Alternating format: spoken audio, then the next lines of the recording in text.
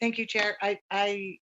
I'm just going to go ahead and start. We're happy to have you here at our work session today. We'll be talking about the strategic plan, reviewing how it came to be and some of the backstory on it, and then review some of the processes of creating this. So we're going to go ahead and move into our presentation. I believe we're starting with Chair Huntsman, or I don't know if Tiffany's taking that first. Vice Chair, can you read the statement about our meeting while we're, please? That would be great, Chair, if I had it in front of me, but I do not. So I'll let you do that. Well, if I do it, I'm going to mess my computer up. Because okay, don't do it. Miss Lorraine, is there any way we can show that on here?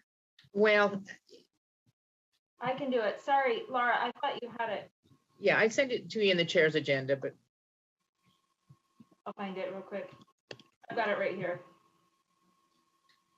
Would you like me to read that, Vice Chair Belknap? You know what? I have it now, so I can do it. I just needed to know where it was. Okay, so as authorized by Utah Code 52-4, this meeting is being held electronically without an anchor location to reduce the risk of health and safety from COVID-19 by limiting the frequency of in-person meetings. So now, before we move this on, it looks like I'm supposed to do a roll call. So let's go ahead and do our roll call. And I think that actually, I can see who's here. Let's see. I don't list here. Pardon? I have a list if you want me to. If you want to call from the list, that's okay. Go ahead, Vice Chair Davis. Okay, Vice Chair Belknap? Yes. Board Member Booth? Yes. Board Member Cannon? Here. Board Member Klein? Yes, I'm here. Board Member Davis is here. Board Member Earl? Yes. Board Member Hanson? Board Member Hanson? Board Member Hart? Here. Chair Huntsman? Good afternoon. Board Member Hymas? Here. Board Member Lear? Here. Board Member Moss? Here. Board Member Norton? Here. And Board Member Straight? Yes. Thank you. Board Member Hanson, have you come back on? Okay, we'll just hope that he's able to join us when he can. So we'll go ahead and turn this over to the presentation now. Thank you. Okay, thank you. I get to lead this. Can you go back to the original slide? Oh, yeah. And then I'll give it a next. A little background. First of all, I just want to thank staff for kind of putting this together. And there's a couple board members or in leadership will be part of the presentation, but just a little bit of background before we get into this strategic plan. And I know the dates and everything will be coming before you, but back in 2014, when I became a board member and I was all excited, and now I'm ready to go to work, I kept saying to myself, now that I'm here, what do I do? And it was an emphasis on I. Okay, I was used to a local board, but then in this other setting, it was like, oh man, this is so foreign. And through all this foreign experience, and you've heard me talk about this before, I didn't even know what USBE meant. That's the Utah Schools for Deaf and Blind. And I had no idea that we were the governing board. And I went through a year or so of meetings and watching, and I didn't have any idea. And this isn't about me. This is about my experience that leads to the strategic plan. And then we actually had the Office of Rehabilitation as part of our stewardship as board members, and like, what the heck am I doing in rehabilitation? Plus, we're supposed to be managing their budgets and everything else. And it was like, uh-oh, what did I do? What did I get myself into? But the biggest emphasis, I'll go back. I kept saying to myself, I'm here, what do I do? And then I found out I was not alone in this. There was a lot of turnover on the board, just a little less than half. And it was everyone had their own type of agenda where it's like we're just trying to find our way. We didn't have a strong vision or mission. There wasn't a strategic plan. And then it dawned on us, and through some realities that will be talked about later here, we should have a strategic plan. And through this process, we as a board, 15 individuals that were all individuals, we united behind a cause within this plan. And I went from being reactive to being proactive. Now I have priorities, I have goals. And so as a board member, it kind of did give me vision, mission, and purpose. And within the strategic plan, it also helped as a board, we still had our individuality in that, but it defined us, it unified us, put us in the proactive side. And also it helped us to be in this space of accountability as we move forward on our goals. So in essence, a strategic plan in my world a long time ago went from doing things by chance, and I use this a lot in my engineering side, to by design. So with this said, thank you for this opportunity to be a part of the next few slides. Next, please. Next slide. So within this agenda, there's an orientation and a refresher on our strategic plan. This is to help you with your expectations. And then also we're going to discuss, there'll be opportunity to discuss the strategic plan and what it's about. And we're going to spend time on the 4 goals and associated strategies that you constantly hear about, especially as we come out of our legislative session. If you participate in a lot of the meetings, you'll be very familiar with those. Next slide, please.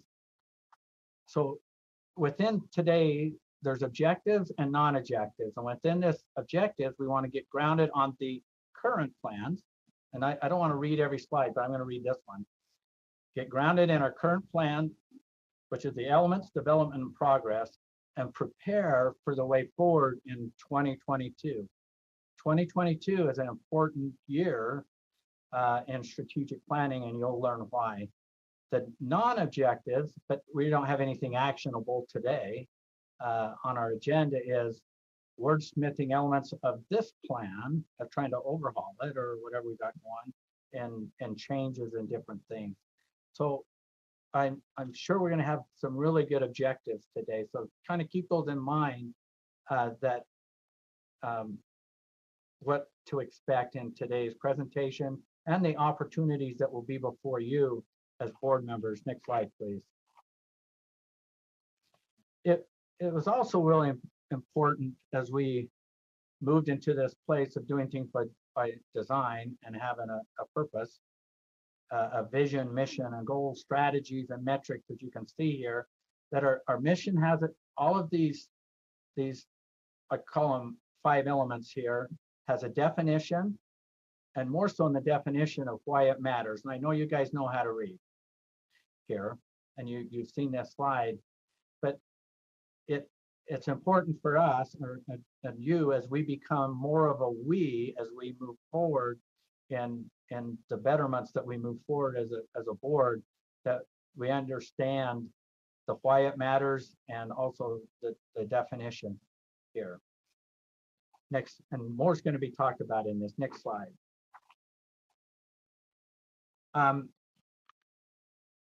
Again, a lot of you probably have seen this through our legislative session, but our session, but here we have our vision. Our vision reads, upon completion, all Utah students are prepared to succeed and lead by having the knowledge and skills to learn, engage civically, and lead meaningful lives. And as part of this was really exciting. And I hope our next plan, as we develop in 22, has some really great element that takes us to another place. But we found in this, it also found within our vision, as we move forward with our strategic plan is Utah's portrait of the graduate. I didn't have it up on this slide, but I think it is important because it identifies the ideal characteristics of a Utah graduate when exiting our unique K through 12 education system. It's also been as much as our vision, but it's been our North Star. It's been our kind of our guiding piece to help keep us focused on what's really important here. And within this North Star, it's just not for us. It's for all of Utah's public education system. And as the Utah Portrait of the Graduate was put together, and I'm not sure if it will be in this body, but you've heard this. It was developed with many stakeholders' contribution, hundreds and hundreds of hours of participation, and then I would have to go into the thousands of hours of thoughts of how that was put together. Also, you see our mastery, autonomy, and purpose is also built in our Utah. We call it our map. I'm not going to go into those details. We don't have time. I think I want to get through this presentation in different pieces of this presentation so you have time to ask questions. Next slide, please. In our mission, as we developed our mission back in the past, I just can't help but put into my brain, words matter. And we spent a lot of time as board members of just making sure every word mattered. And one of the words that back at that time, and it's still a word, a topic of today, is the word equitable. And back when we put our plan together and this mission, we as a board defined equity as equity is the equitable distribution of resources based upon each individual student's needs. Equitable resources including funding, programs, policy, initiatives, and supports that target each student's unique background and school context to guarantee that all students have access to a high quality education. And I perceive in 2022 as the mission statement or the vision, mission, strategic plan is revisited, that again, every word matters and in the development of that. Next slide, please. As part of our vision, we needed to gauge programs and track several indicators at the system level. And in doing so, we did this in being ambitious with 5-year targets. Now, some people might say, when you go back and see where we're at and then put this target together within these indicators that they, let me go back to the numbers. These targets were set by determining the amount of progress necessary to get 1/3 of could get to 100% or 1/3 of 100% by 2022. I think I said that. Now, Dr. Dixon, if I misrepresented that, correct me. But this at the time when we put this together seemed like a BHAG. Have you guys ever heard of a BHAG? And when you're doing strategic planning, if you're part of a group, it seems like BHAG, the acronym BHAG, is always comes up. A BHAG is a big, hairy, audacious goal. Now they think it's pretty broad, but I've learned from my own experience and running a couple companies as we set these BHAGs in my space with very analytical, a lot of data-driven, data-monger engineers and that. They are calling these BHAGs, but it was amazed me, and it's not about our company or anything, but a lot of BHAGs just become a goal and a reality. So I felt really comfortable with this moving forward. And again, these are just targets, and we are measuring this along the way. And in 2022, when we do our evaluation of where we're at, I'm sure this is going to be part of it. Next slide, please.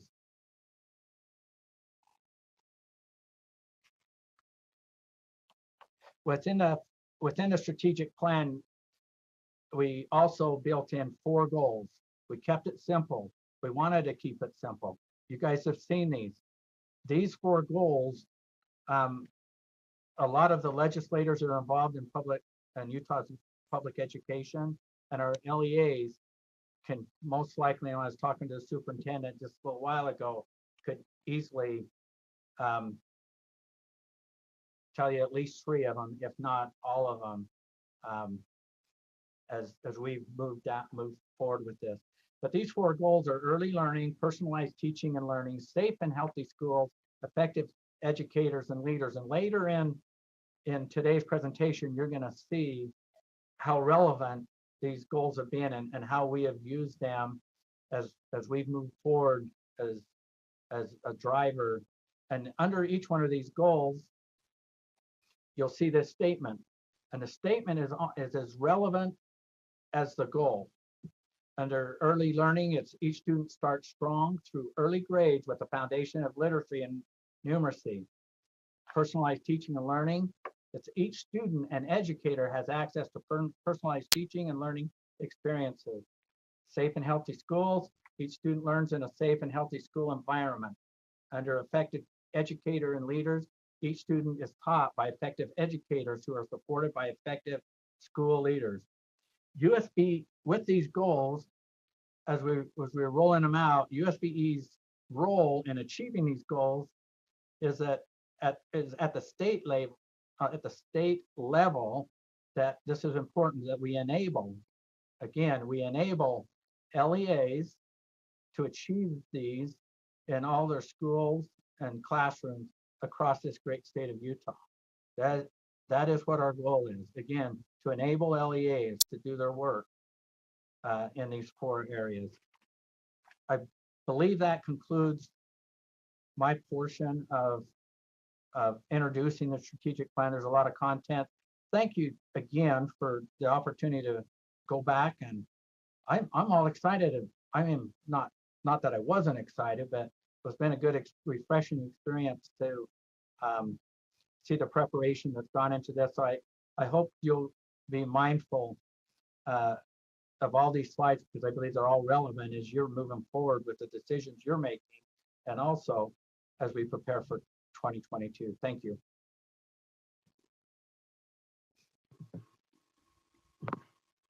Thanks, Chair Huntsman. I will just board members, so everyone's kind of aware of where we're headed. I'll quickly go through slides 9 through 13 and then turn the time over to Superintendent Dixon, who will address one slide. And then I believe, if nothing has changed, she's going to stop there so that we can have board member time for board members to have airtime.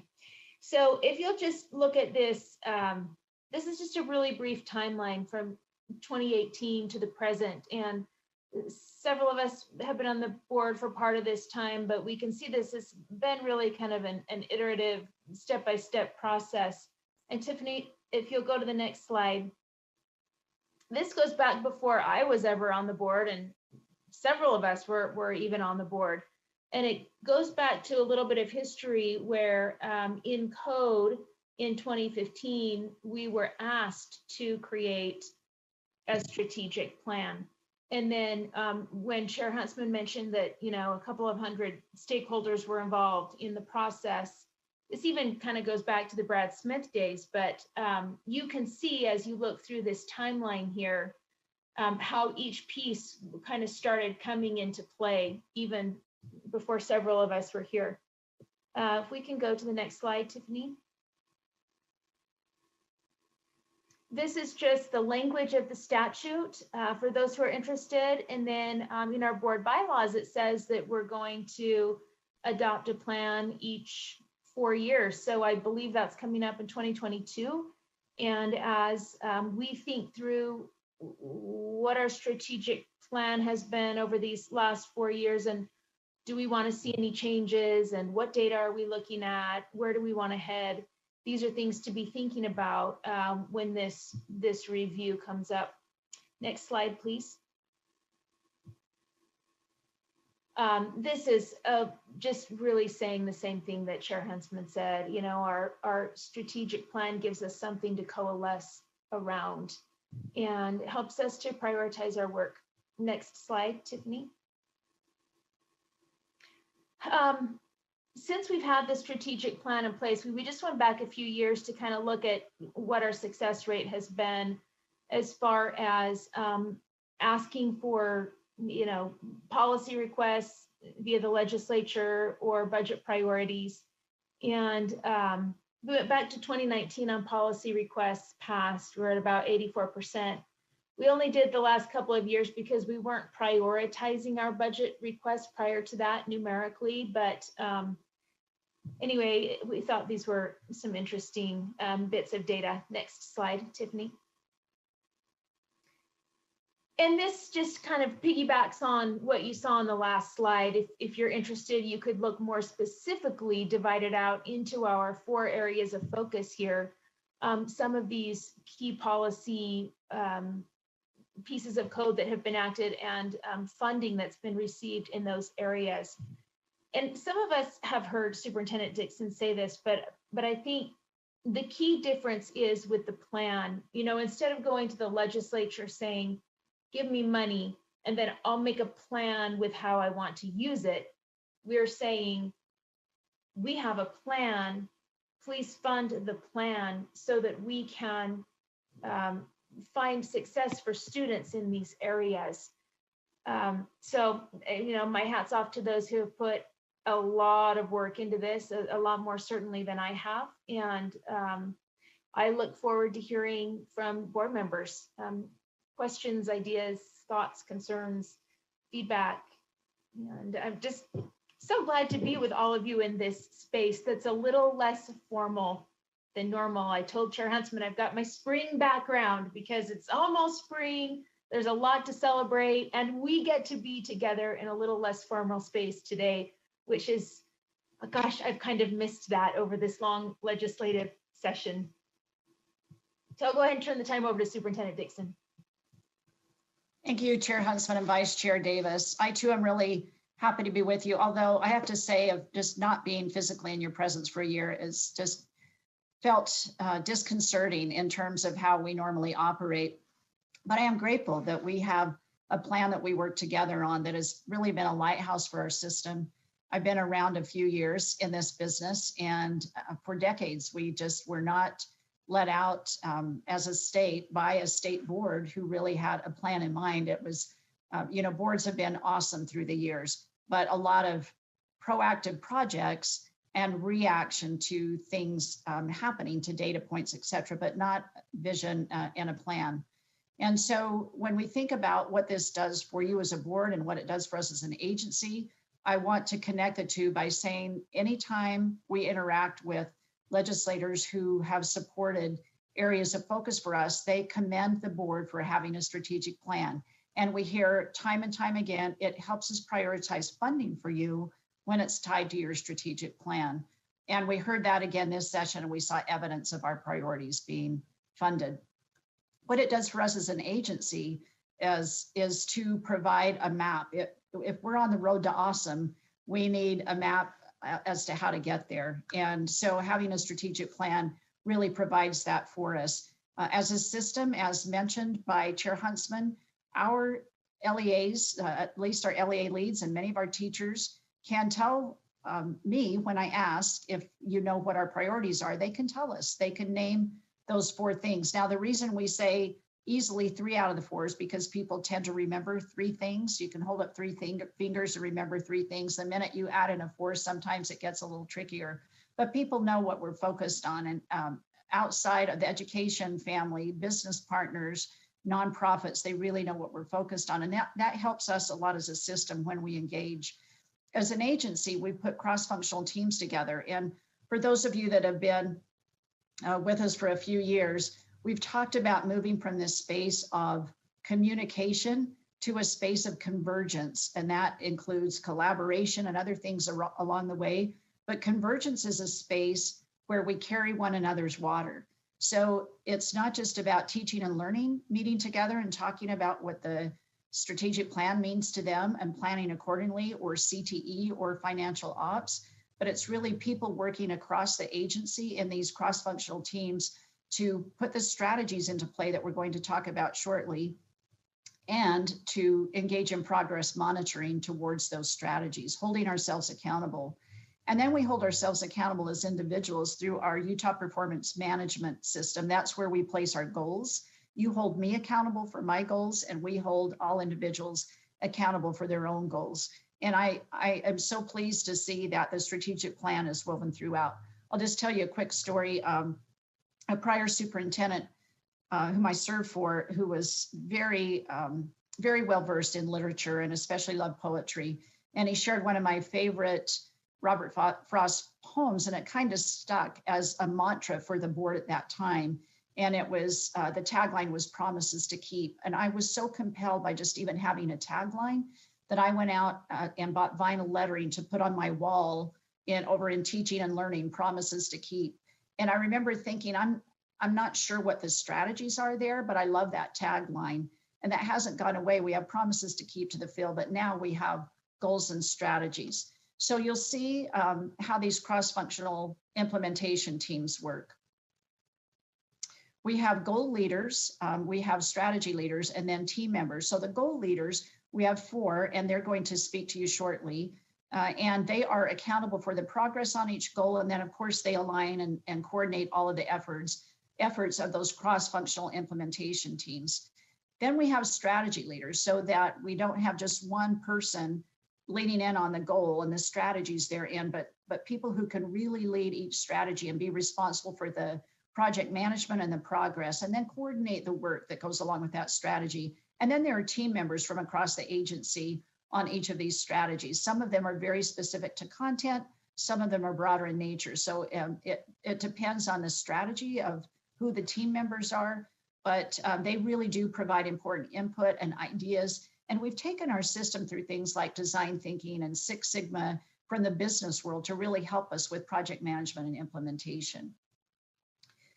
So we also, as we think about how we hold ourselves accountable, we have to stop and think, what are we trying to do? How are we planning to do it? Because planning is a key part of it.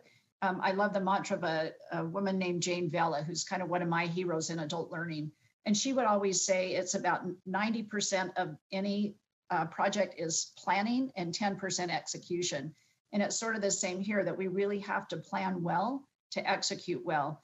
So then we ask ourselves at any given moment, how will we know whether we're on track? And this is where the stock takes come into play. One of the brilliant skill sets that Tiffany Stanley has as chief of staff, she was given the task when I hired her and named her to really help move the strategic plan forward. It's something that I knew that if we could own it as an agency on behalf of the board, that we really could make progress as a system. So she is really good about putting processes in place, and she has really studied project management and quality control and looking at implementation strategies. And so taking stock of where we're at any given moment is a system that we have that's very process oriented. So it's not just random get together and have a conversation, but you'll see this feedback loop as part of that. And so we look at the quality of planning, implementation, and performance, and then do we have the capacity to keep it moving forward? And so we give each other feedback and hold ourselves accountable for that. And especially that last part, if it's not working, what are we going to do about it and what changes might we make? So let's talk about quickly how then that plays out in the field, the system in the field. Our superintendents and charter directors reported through our West End funding study that the vision set by you as the board through our strategic plan really aligns to their own vision. And so you hear early learning being talked about all the time. They're looking at how do they shore up their leadership pipeline and provide upskilling and support for their teachers, and all of the things that happen in the space of our 4 goals. The field is using our resources, our best practice guides, our framework, our model policies, and support goals. So in that mission, which means how we carry out the vision, part of what we do to lead out is to provide technical assistance, and doing so with a plan in mind really makes all of the difference for the field.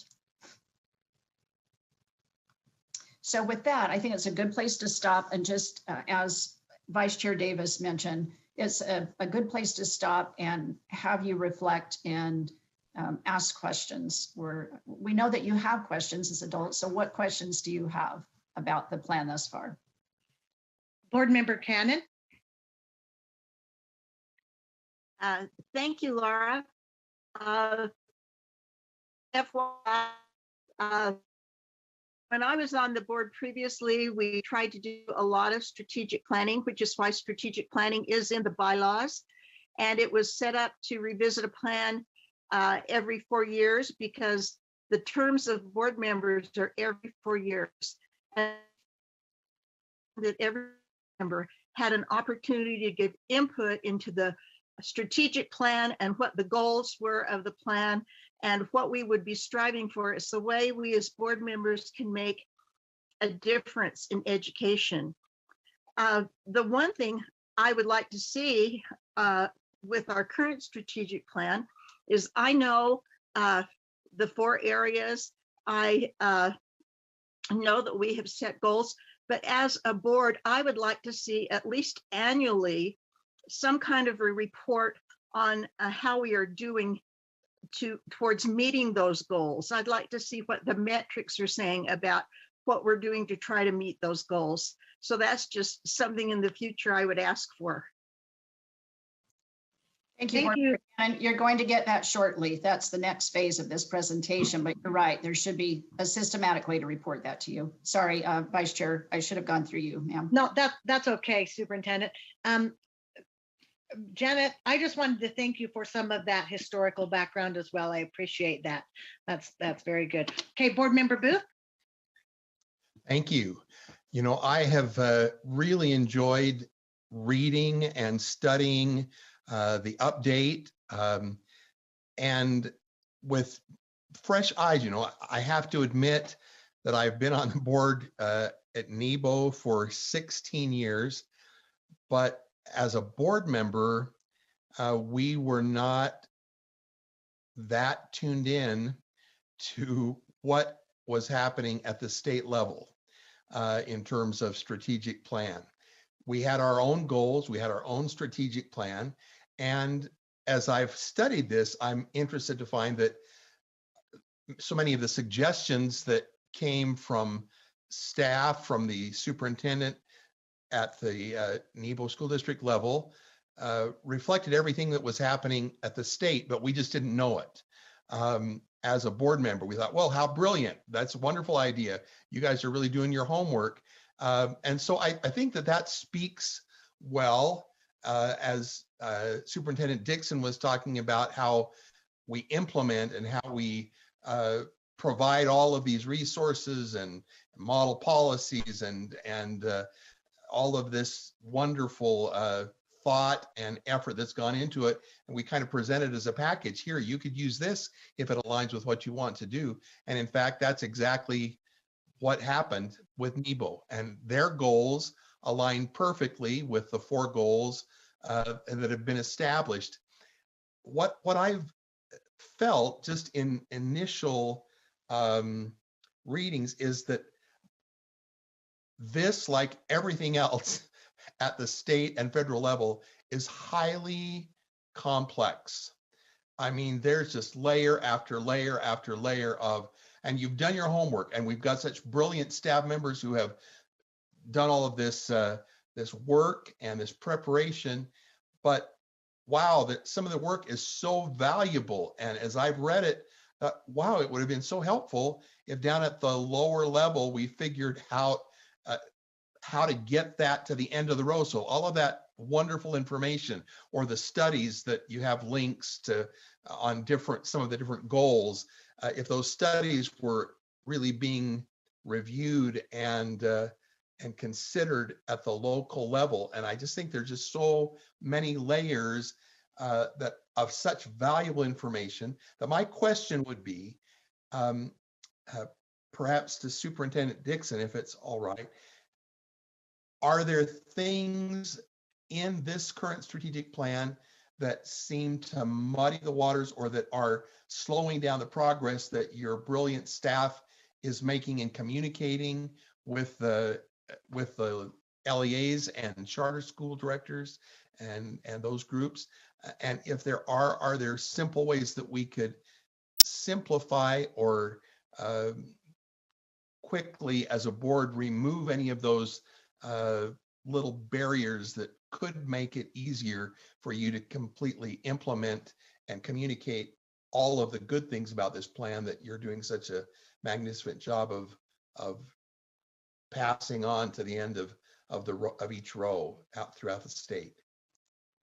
Dr. Dixon, would you like to answer that now, or is it a continuation of the presentation? I'm happy to answer that now, Vice Chair Belknap. I really appreciate the question because I always think of Board Member Norton, Board Member Straight, Board Member Hymas, all of those who are in classrooms, and how does this impact principals like Board Member Hart and Board Member Hymas, and how does it impact classroom teachers at the end of the row? So it's a valuable question. For us, we see this plan, an internal facing plan that impacts the system. So when you look at where we first compiled all of that research, that really helped drive our work and help us distill down to the right strategies. What we started looking at most recently is what you've asked about, and that is how can we simplify it? So you'll see a website that's under construction, meaning that we're really revamping our overall website, but Chief of Staff Stanley and the communications team, with input from Vice Chair Belknap and others, we quickly revamped that. So it's now much more user-friendly than it was just a week ago. And that 65-ish page document that's full of all that great information, trying to distill something down into 4 or 5 pages that makes it much easier to communicate to the field. So the key is, how do we communicate the plan in a very usable form? And we'll continue to improve in that space, but I think that's something that we were so excited about, the depth of the work behind it and the research behind it. We didn't make it really easily accessible, which we're working on now. And if you go to the website, you'll see improvements already. So thank you for that question. Thank you very much. Thank you, Superintendent. Board Member Straight? Yes, thank you. I appreciate the question from Board Member Booth. It kind of was the same area I was going to. I just absolutely appreciate the fact that we're here, sorry, and reviewing the strategic plan. I am a big proponent of strategic planning. This is a much bigger project than what I'm used to, in the sense that when I work with South Ogden City, it's much different because we're setting the strategic plan and we're right there and we can see the data. We can see if everyone wants to improve roads. Well, then how are we going to get there? Here's our strategic plan. How are we going to make this sustainable? And this is a much bigger thing, because when I evaluate the policy of the U.S. Board of Education, Utah State Board of Education, with the practice all the way down to the classroom, I don't necessarily see it getting to the end of the row. And I know that's an honest assessment, and and some people may be critical of me saying something like that, but wow, we have some great metrics, we have some great goals, but it's not getting there all the time. I was talking to some teachers recently who had no idea that the benchmark assessments even existed, which would help the students do better and help guide instruction for teachers, so they knew the direction they were headed, and to see how well students were learning what they're supposed to be learning. And so I guess the tough thing is we have local control. We as a State Board of Education, we're trying to direct this whole machine. And the WestEd, I made a note here, the WestEd says that according to superintendents, the strategic plan is a driving force for what they're doing. I'm not certain that's true at the classroom level, but I'm not sure what the solution is, and or if we just do the best we can. Anyway, a couple comments. Thank you, Board Member Straight, and maybe we can hit back on those if they lead to some different questions. Board Member Booth, did you have another question? No, okay. I'm Board sorry. Member, that's okay. Board Member Earl? Yeah, I just have a couple of comments. As I went back and looked through our actual laws, specifically policy for Utah's public education system, I think as we get ready to evaluate what changes we need to make on this, I think it would be valuable to go actually back through our laws and see where we're hitting right on and where we're kind of missing the mark, because I think there's a few gaps in the actual laws themselves of what the legislature has put into place for us to accomplish. Anyways, I just think I'm not sure when I guess we're talking another year. Is that what I'm understanding from dialogue? Anyways, when we get to that point, I really think pulling those actual laws and looking at those and saying, what exactly does the legislature want us to be doing, as much as what is it we want to be doing, right? And so those laws are articulate on that. And then just a couple of other things, just real quick. The one concern I've had, and I expressed this when we passed this, but it's the early learning that expands beyond where we normally have that scope. And I know I expressed this when we had passed this originally, that our early learning, really, when we've perfected our early learning, those key elementary grades, then I feel like we can have that further dialogue about other areas. Anyways, that's just one concern I have, is really making sure that we are able to succeed in those key areas that we really have priority over, or we have control over, before we try to expand further down into the early years of children.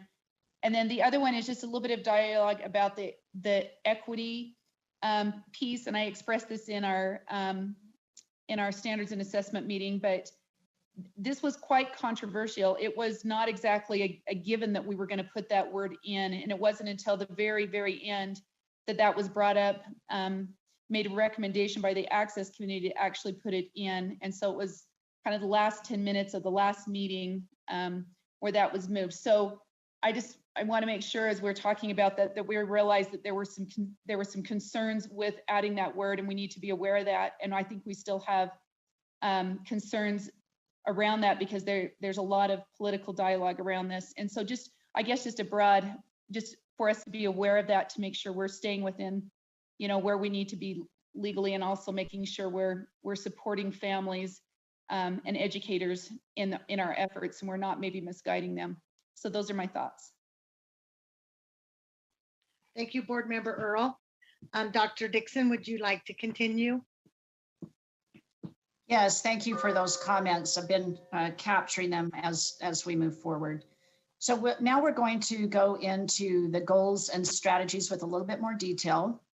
We will have our goal leaders, Dr. Jennifer Thronson, Darren Nilsson, Dr. Leah Voorhees, and Sarah Young, who will each take you through the goal and strategies. I want to loop back to something that Board Member Cannon asked for, and that was metrics. We're working on the actual metrics.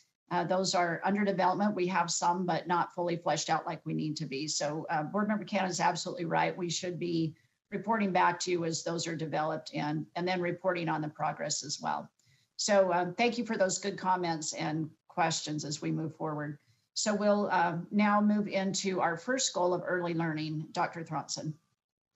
And might I just say, sorry, Dr. Thronson, after each goal, we'll just pause there. So each of the goal leaders will take us through 2 slides, so the goal and strategies, and then they will pause to provide time for you to have a discussion about the goal and the strategies.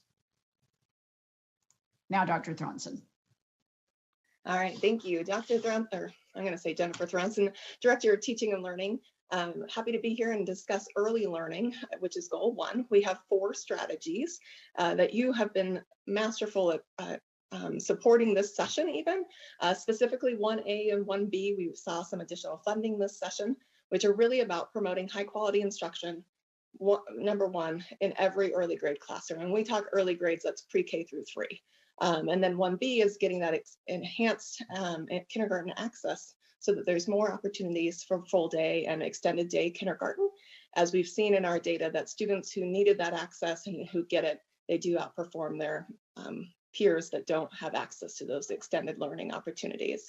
1C is that it's increasing optional access to preschool. You'll see that high quality element weave through all of these because we don't just want preschool, we want high quality preschool. We want preschool that has impact and develops our students appropriately. And then 1D is really around the family component in the birth to 5 space. What can we do to engage our families in doing those brain development key activities with their children in those early years so that they come ready for the early grades? So that is kind of the overall essence of early learning, is really thinking about how do we make sure they start strong through this early foundation, through parent and family support, as well as the quality of instruction they receive and the access they have to that instruction. So with that said, we've got our kind of just progress updates and upcoming things that you can anticipate. So first, as was iterated on a previous slide, we have upped our OEK funding over the last couple of years from $7.5 million that we had for about a decade. That money remained static. And then with the strategic plan and the efforts of the agency and the board, we've been able to add an additional $17 million to that amount. So we've been able to triple the amount of money going into this opportunity to provide extended learning opportunities for kindergarten, really through the efforts of the strategic plan. The next one, adapted high leverage practice modules. There are practices instructionally. Almost everything works in instruction. There are some things that work best. And so we've taken time at the agency to identify these high leverage practices and built professional learning modules that teachers can go through at their own pace. And then if they want to, we've also built micro-credentials where they can demonstrate their competence in those high leverage practices through their demonstration of using them, applying them, and showing impact on student learning through those micro-credentials to say, hey, I not only have learned this information, but I can apply it and use it with my students to impact their learning. And then finally, we've done our first kind of survey of the preschool space. So you can imagine that as a space that we have less details about.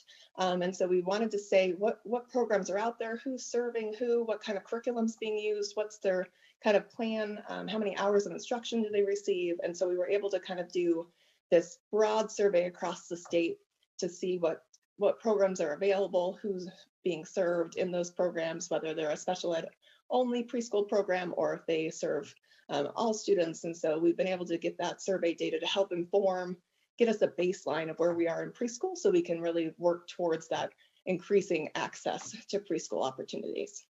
So that's our progress to date. Moving on to the upcoming milestones, things that you can expect to see from our staff. Is one, we're launching a digital platform to track progress towards improving early literacy and numeracy. Specifically, that will have each local education agency's goals that they have for early literacy and numeracy, their strategies that they're using to achieve their goals, and their outcomes on those goals. One of the benefits of this platform is to really give transparency to the school districts and charters about what others are doing and how well it's working. So they have their goals, but not only do they have goals, they tell you what strategy, what evidence-based practice they're using to achieve that goal. And then when you look at their outcomes, it gives our school district and charters a way in to say, they did this to move those outcomes. Maybe we want to, inquire with them and learn more about what they did to improve our practice because our outcomes here aren't as strong. So that's the hope with the digital platform, is to really create this transparent way to share our goals and our progress towards our goals and share those strategies that are working.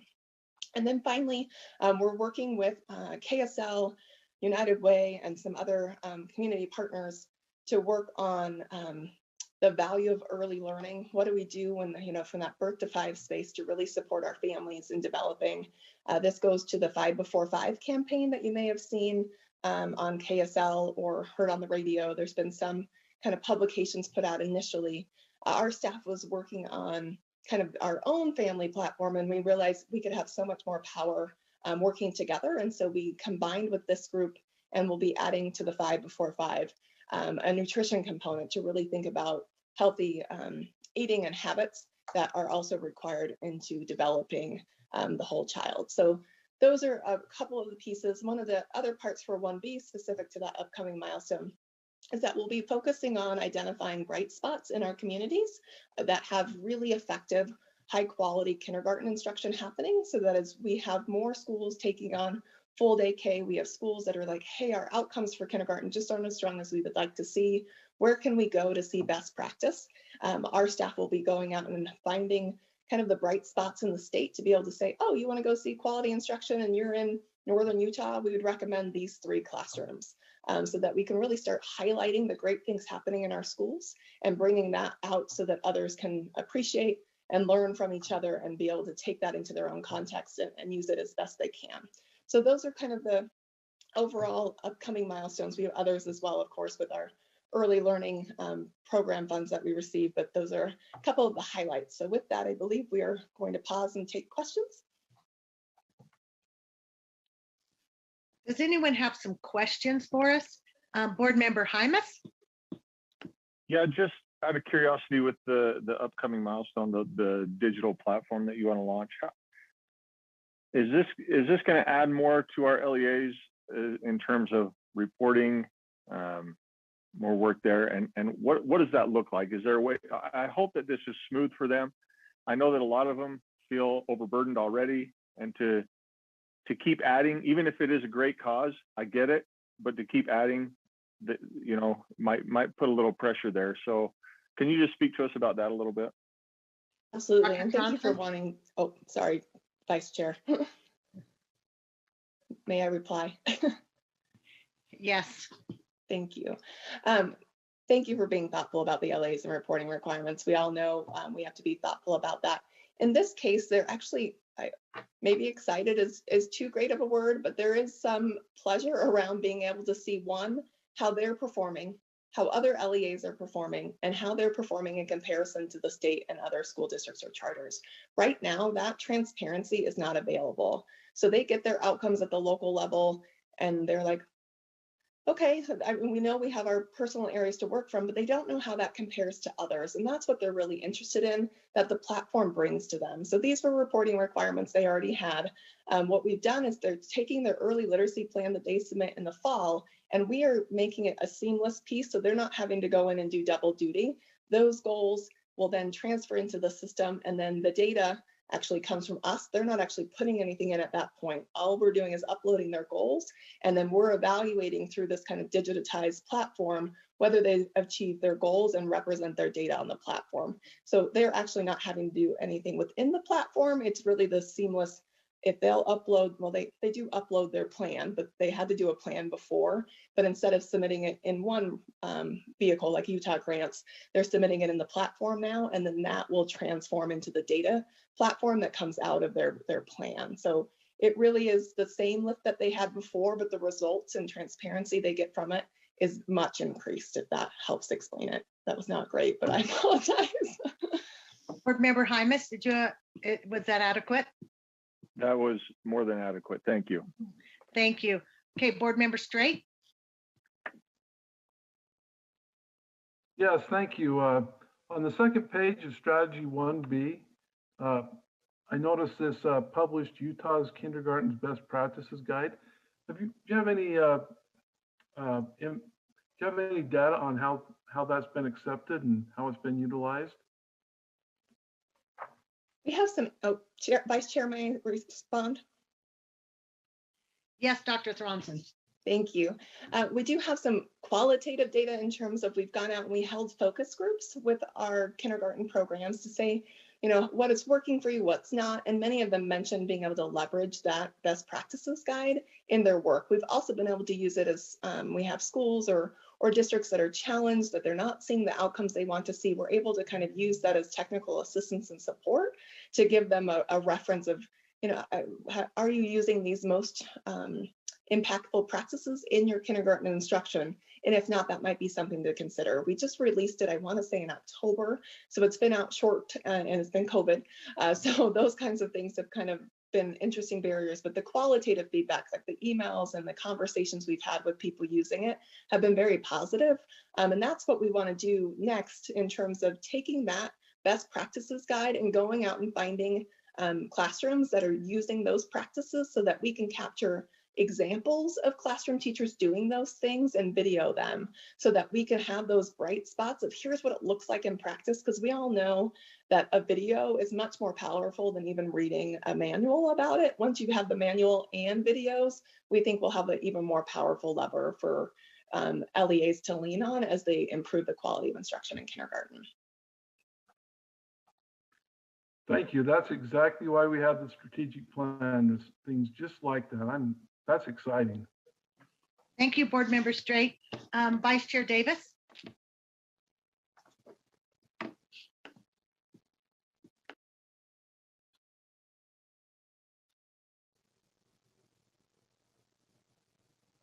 Oh, sorry, Vice Chair, we can't hear you.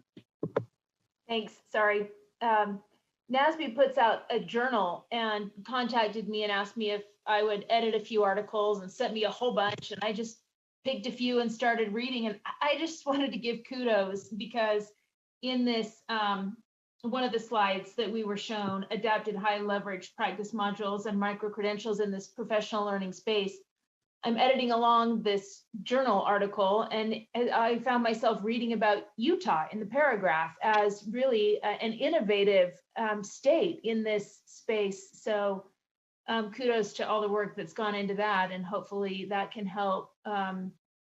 We have so much to offer in Utah. Hopefully that can help, be an example to other states around us. Thank you, Vice Chair. Chair Huntsman? I can go last. Oh, I took an order here. No, I'm good to go last. Okay. Board Member Booth. Thank you.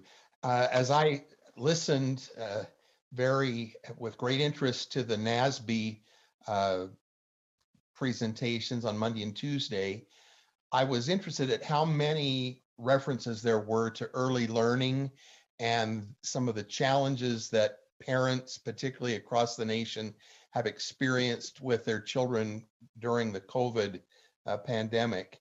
And more so than some other levels of education, the early learners, the K through 3, parents were feeling pretty tremendous pressure.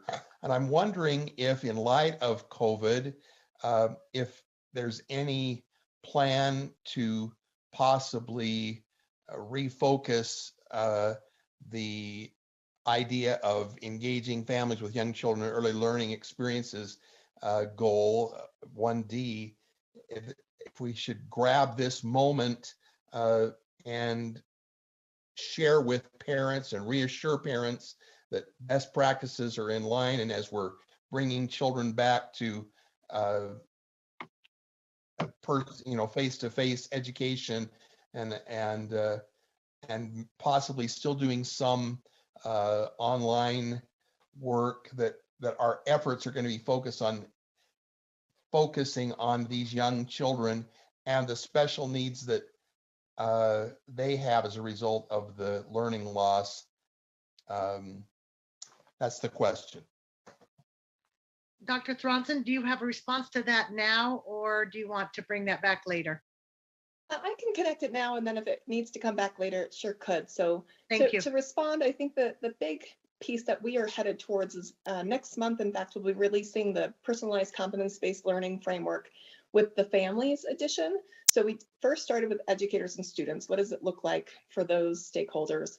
And now we've moved on to kind of what do you do as a family to really support your child in this personalized competency-based learning approach that we're headed towards. And so that is one of the resources we'll be releasing next month. And then over the summer and the following year, we'll be doing parent outreach opportunities to support families and using that framework, as well as kind of narrowing it to the top 5 to really focus family energy. So there'll be more than 5 recommendations in that edition, but we'll kind of take the best of those high leverage practices that families can employ and really say, if you could attend to these 5 things, those would have great impact and power for your student.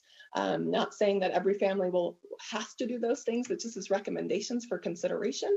That is something that we've been working on and are close to releasing, and we'll be doing supports that really get at how do you help support your student in being academically and socially aware and ready.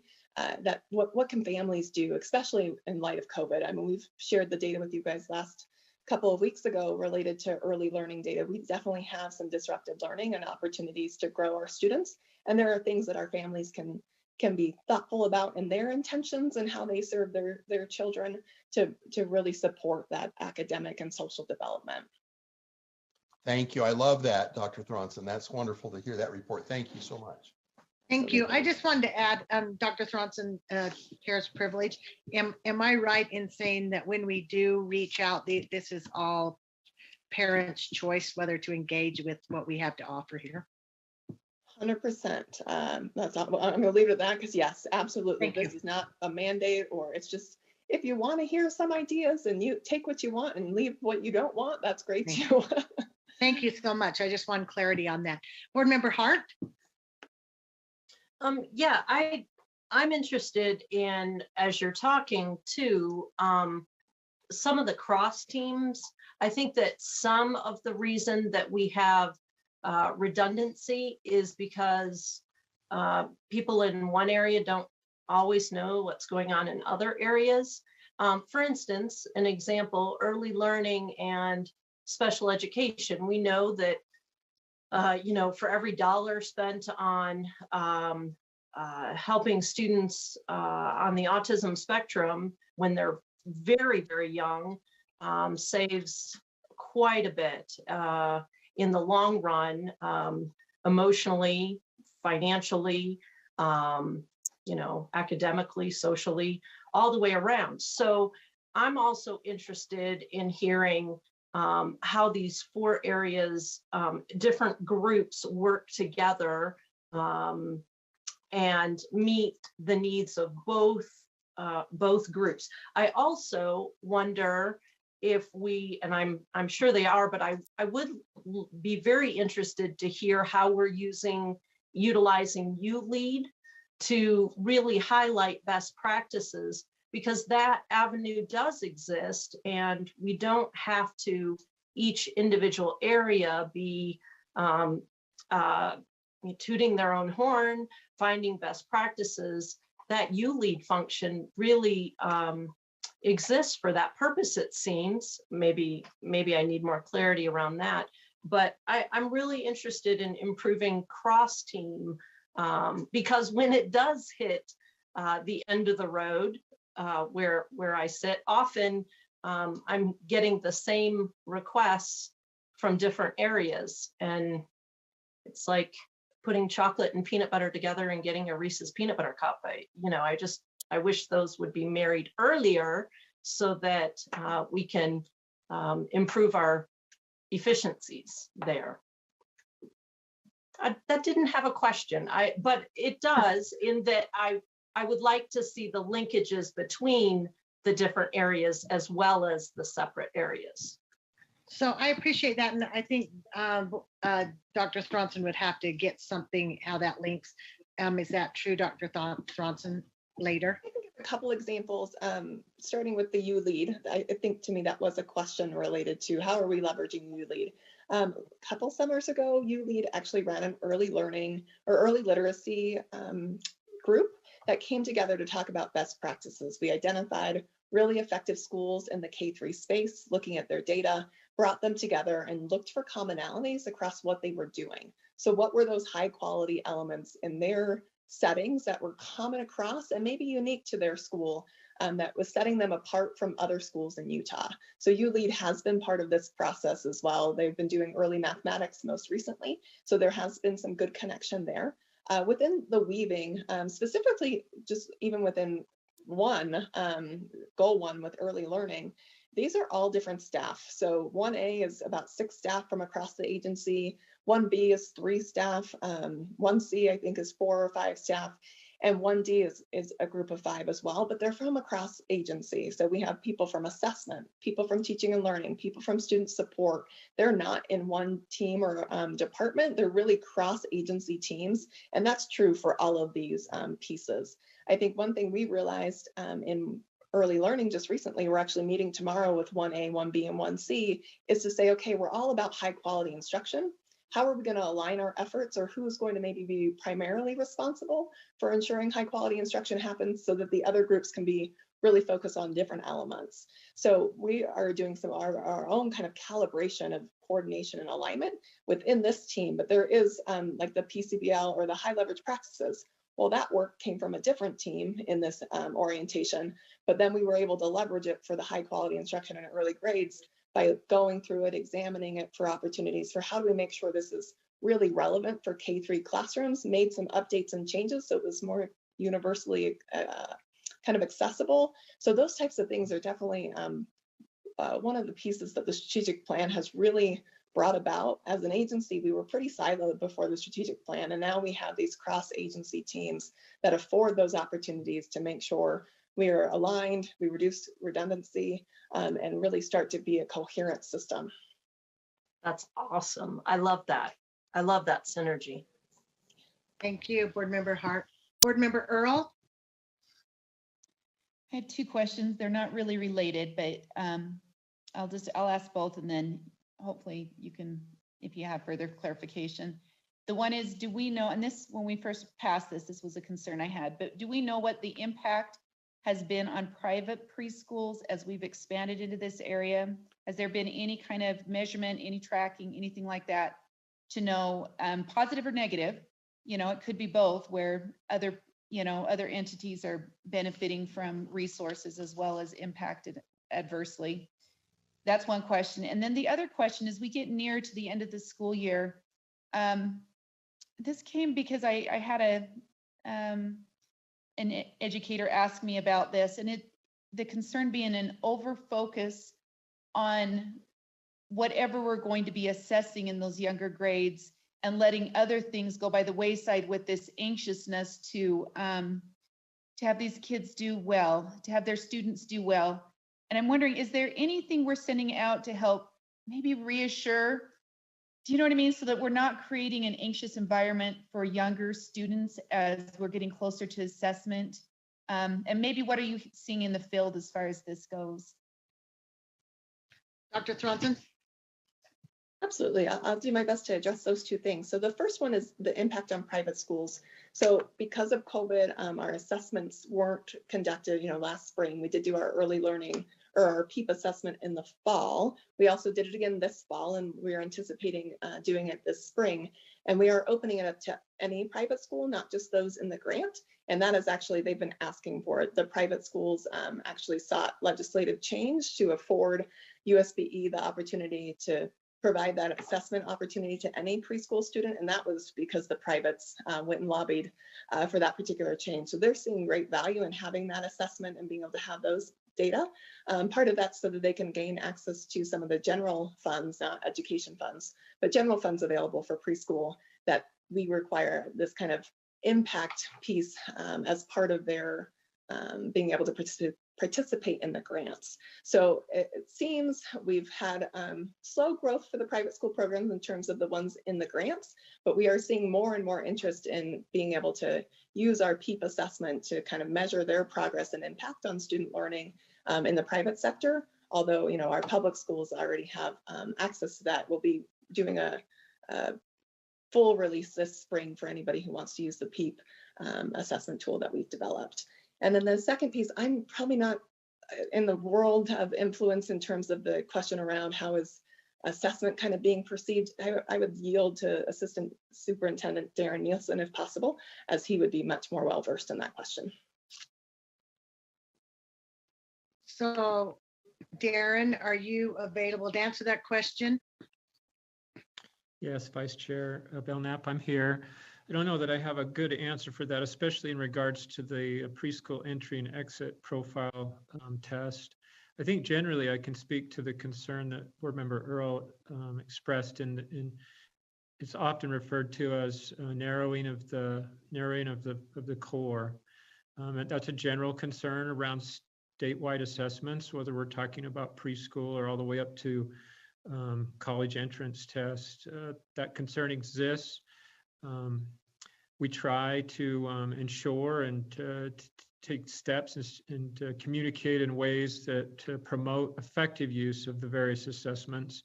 I don't have as many concerns, or I haven't had any concerns brought to my office about that in regards to the preschool entry and exit profile, though. Thank you. Thank you, Darren. Thanks, Board Member Earl. Board Member Klein? Yes, I don't know if you can see me. I'm in my car today, just witnessed the birth of a new grandbaby this morning. So I just have a question on maybe that early childhood learning was defined as those early grades K through 3, and now it's pre-K, and I'm wondering if someone can give me the history on why the shift and how that came about, and why it is that we are in that space. As well as my second question, when we talk about high quality, I know that there are some definitions that define that, but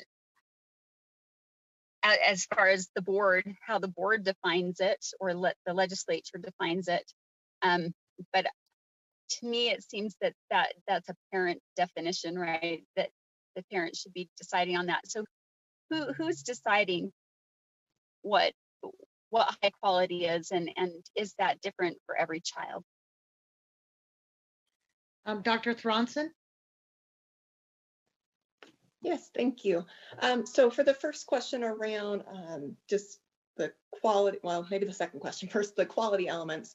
So high quality is defined, and these are really, we've been using our high leverage practices that the agency has identified, which really comes down to things like learning environments, student engagement, providing feedback, professional learning communities, those types of things. High quality is defined for preschool in legislative code. So that one is already, there's 10 quality elements that are in code that are required to be deemed high quality. But for example, in literacy, we have a literacy framework for K through 12 that outlines pre-K through 12, that outlines the quality elements that have been based on the research literature, as well as the data from our schools that are high performing, what that looks like in terms of the practices and instruction that they're doing in their schools to really get those outcomes for students. So those would probably be the two leverage points. And then the establishment of pre-K, I might yield to Superintendent Dixon on some of this, just because she has more historical than I do. But as we looked at early learning, that from the early years, our school districts have preschool programs, whether they're special ed, there are mixed, or there's a word for it that I'm escaping me right now, inclusive classrooms, where it's special ed students and students without disabilities in those settings together. We do have a responsibility, as well as we are over the early childhood standards. So we are the agency that provides the standards for preschool settings as well. Whether you're a private or public entity, our agency is responsible for those early learning standards. So that's kind of put us into the space around preschool, but Superintendent Dixon might have some additional historical value to add. Dr. Dixon, do you want to add? I really don't need to. Dr. Thronson nailed it. It's just been an iteration over time of having a few preschool programs, preschools in some of our schools in the special education space, which Leah can talk more about. But the legislation that provided not only funding, but basically gave us the responsibility of monitoring as well. So that's where that high quality comes into play. It's defined in code, and we're asked to monitor that in order to give funds to both the public and private schools in the partnerships, et cetera. So it has been probably the last 5 or 6 years. So if we're going to do a simple response that helps me, that it's been legislated, the preschool, the money is flowing through there, and the legislature has defined what high quality is. Okay, Board Member Klein, did you have another question?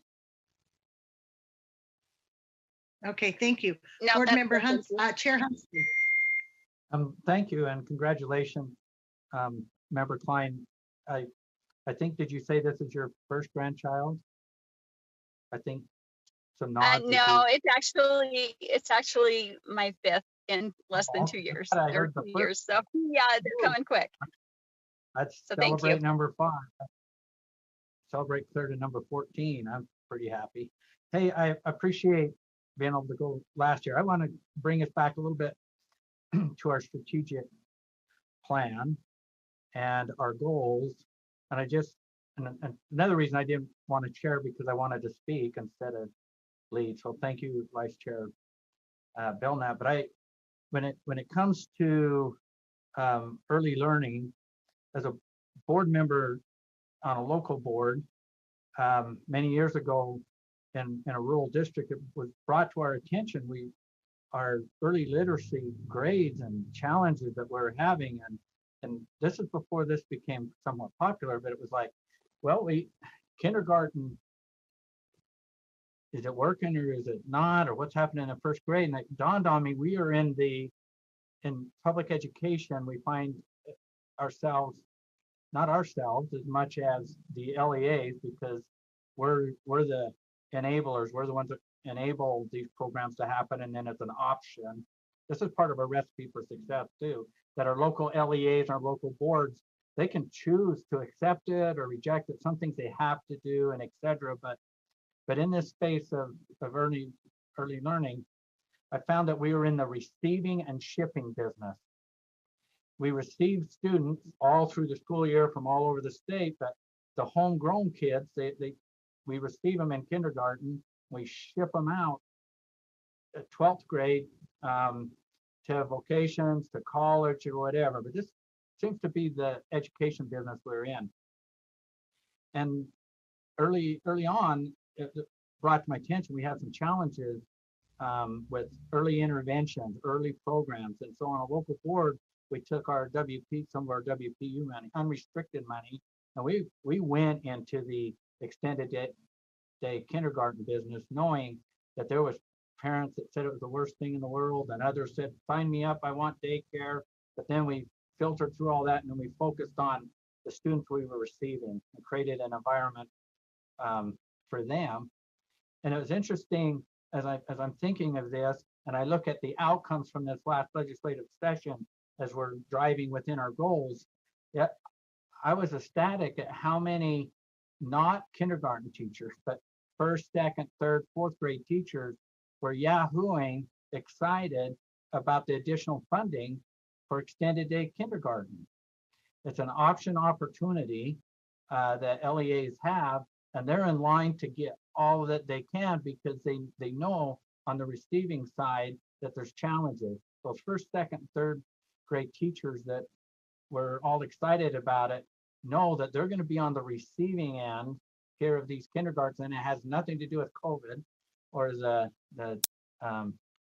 gaps that are there, or the distractions that have taken place. And so it's been exciting for me as a board member, in alignment with our plan, to see the water, which I call the enabling, the opportunity created for these LEAs to choose to use these programs or not.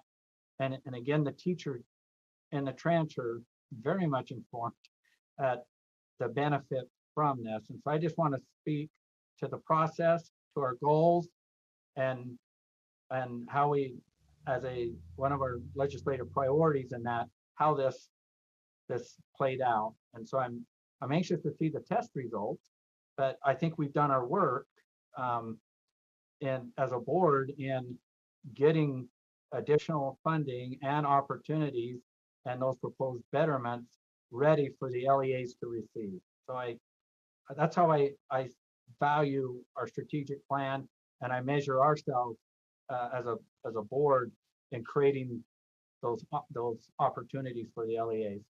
So thank you. I didn't have a question, I just had a comment. Thank you, Chair Huntsman. Thank you, Dr. Thronson. I guess we'll move on to the next goal. Assistant Superintendent Nelson.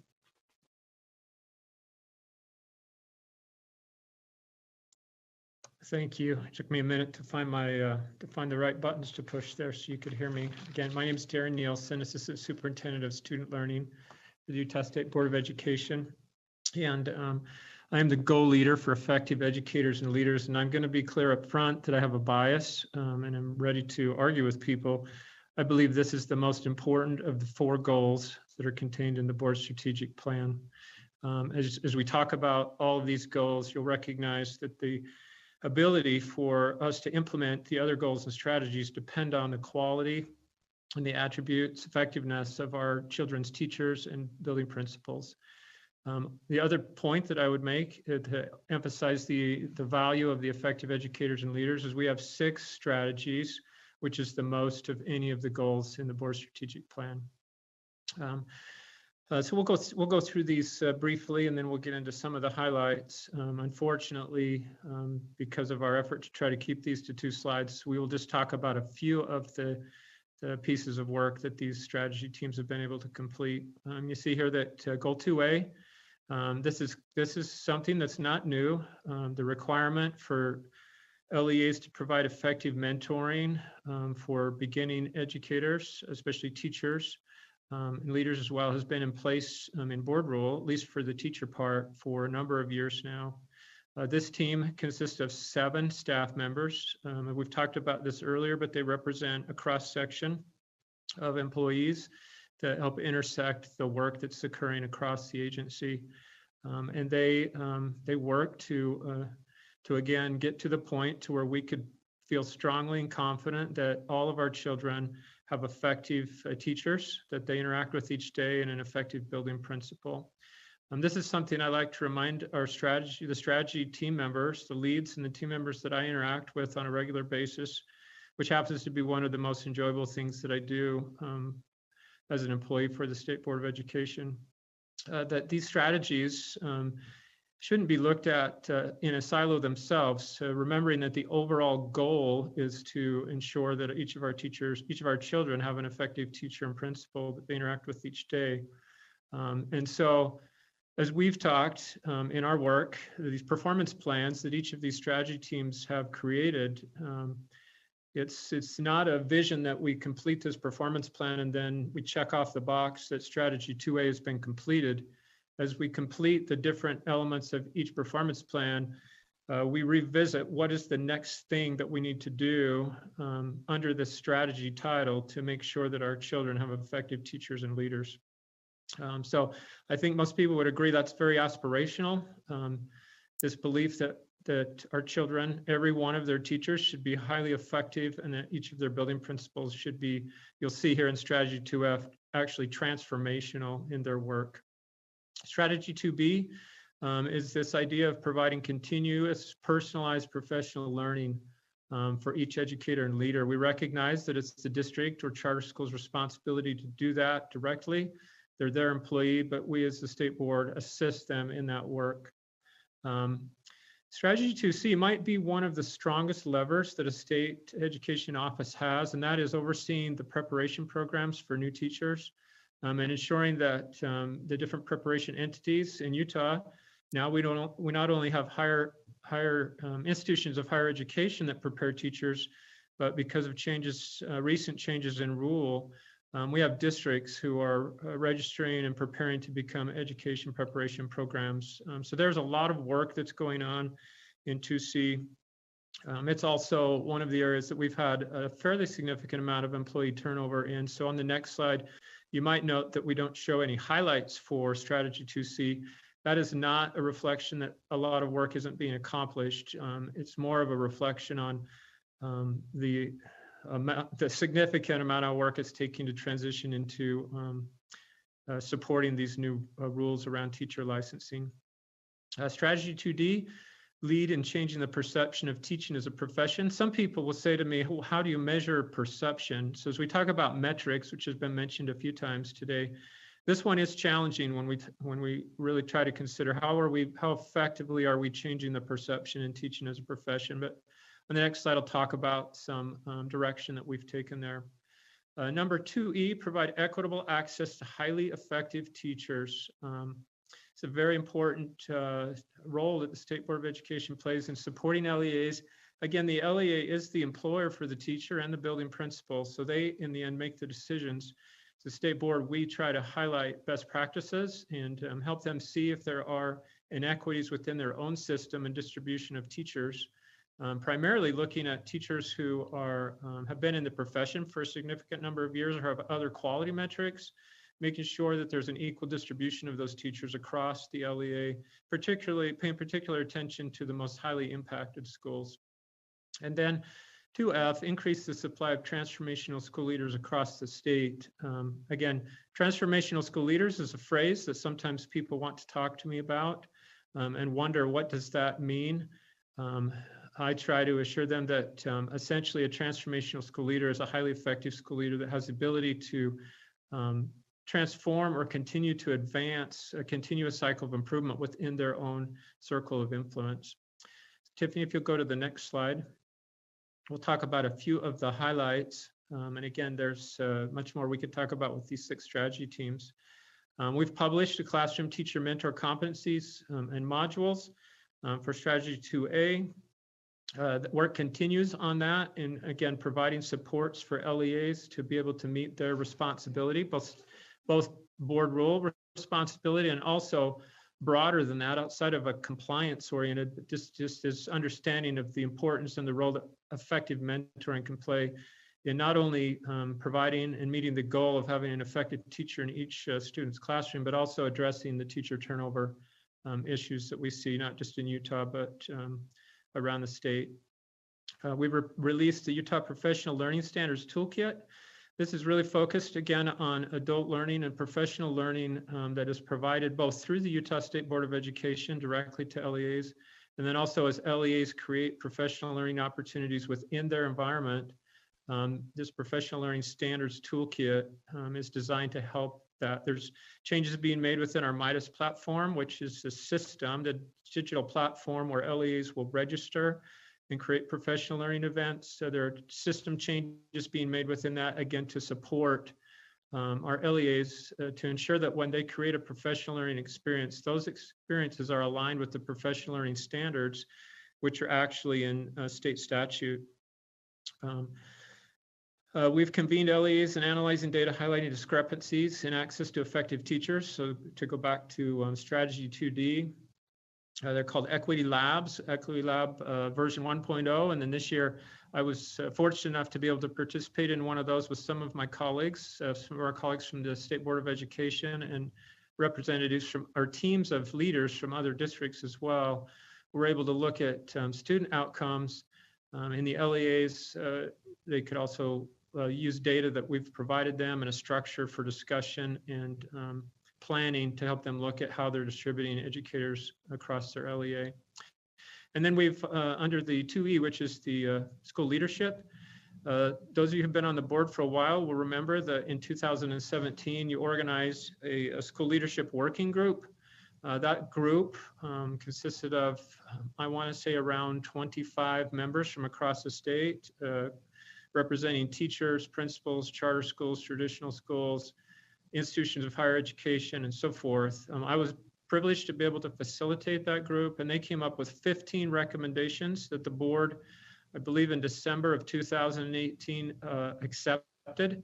Work on each of those recommendations has continued. Some of those have been completed, and part of that was seeking legislation in the 2020 session for Utah School Leadership Initiative, which, while passed, funding was revoked from that. There's since been a board rule created to establish the school leadership mentoring grant.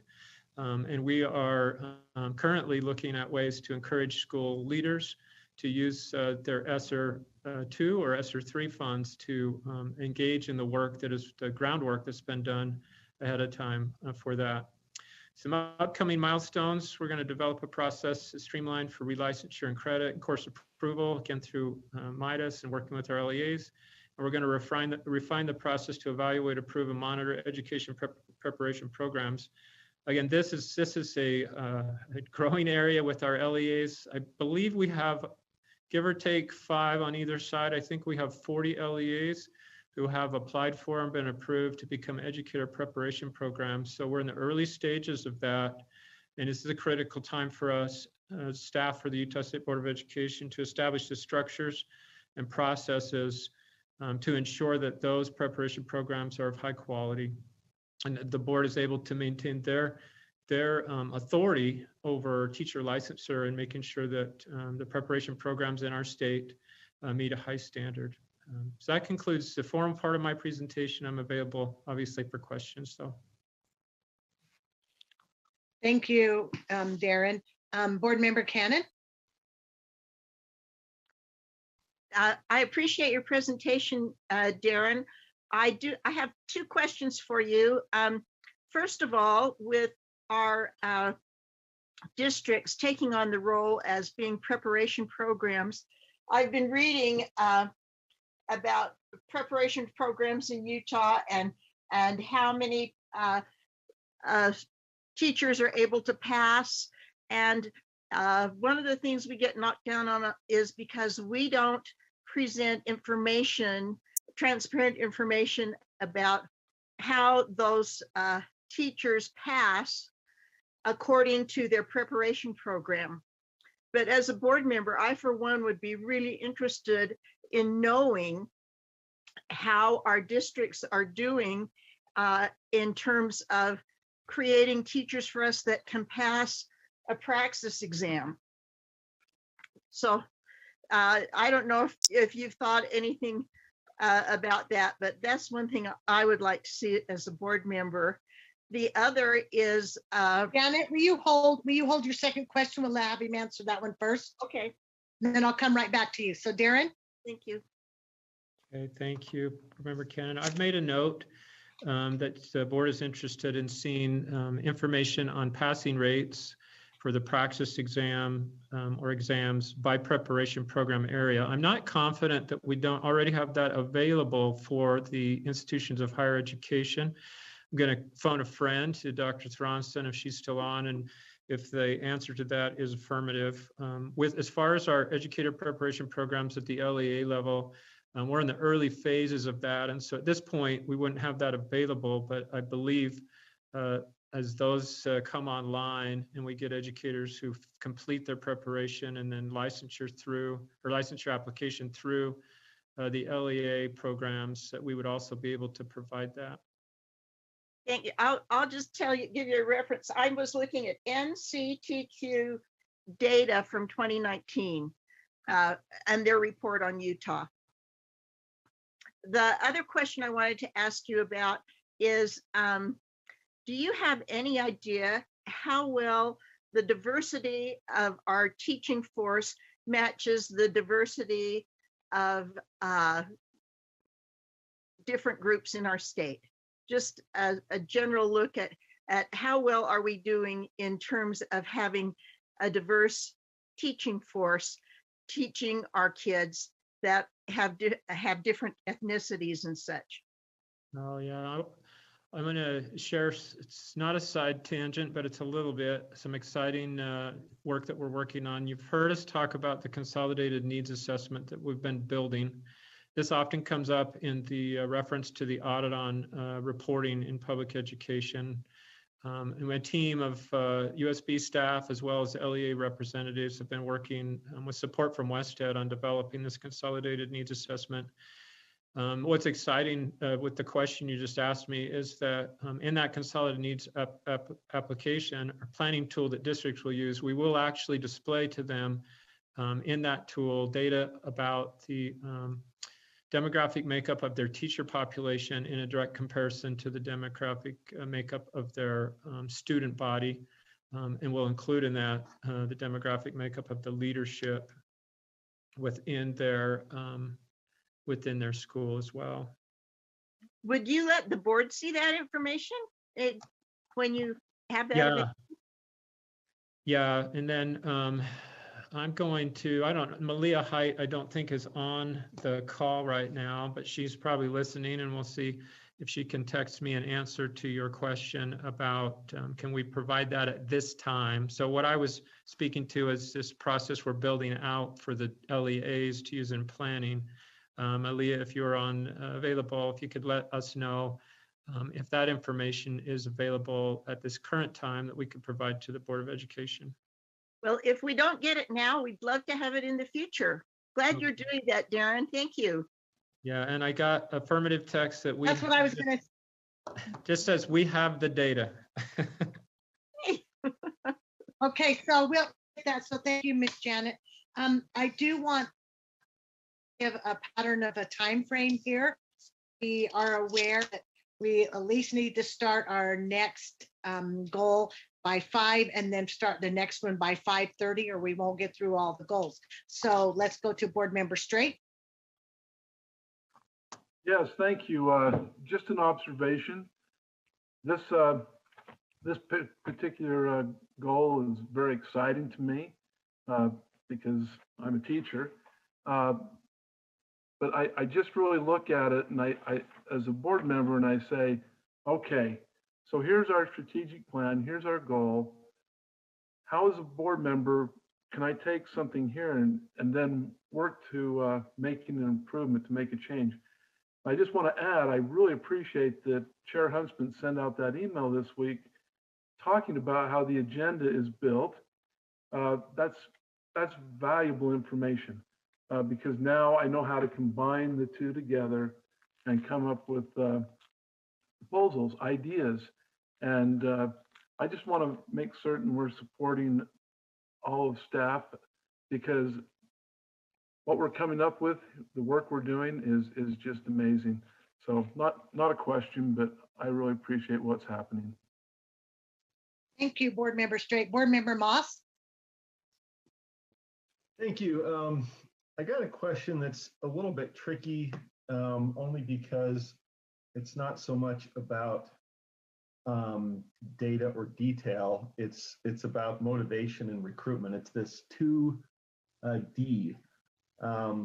Changing the perception of teaching as a profession. My second daughter just went through the Educators Rising program at Wasatch High School, and I love that it was there. I don't know too much about its development, but I think it was a lot of fun for her to get some hands-on, a look at teaching as a profession.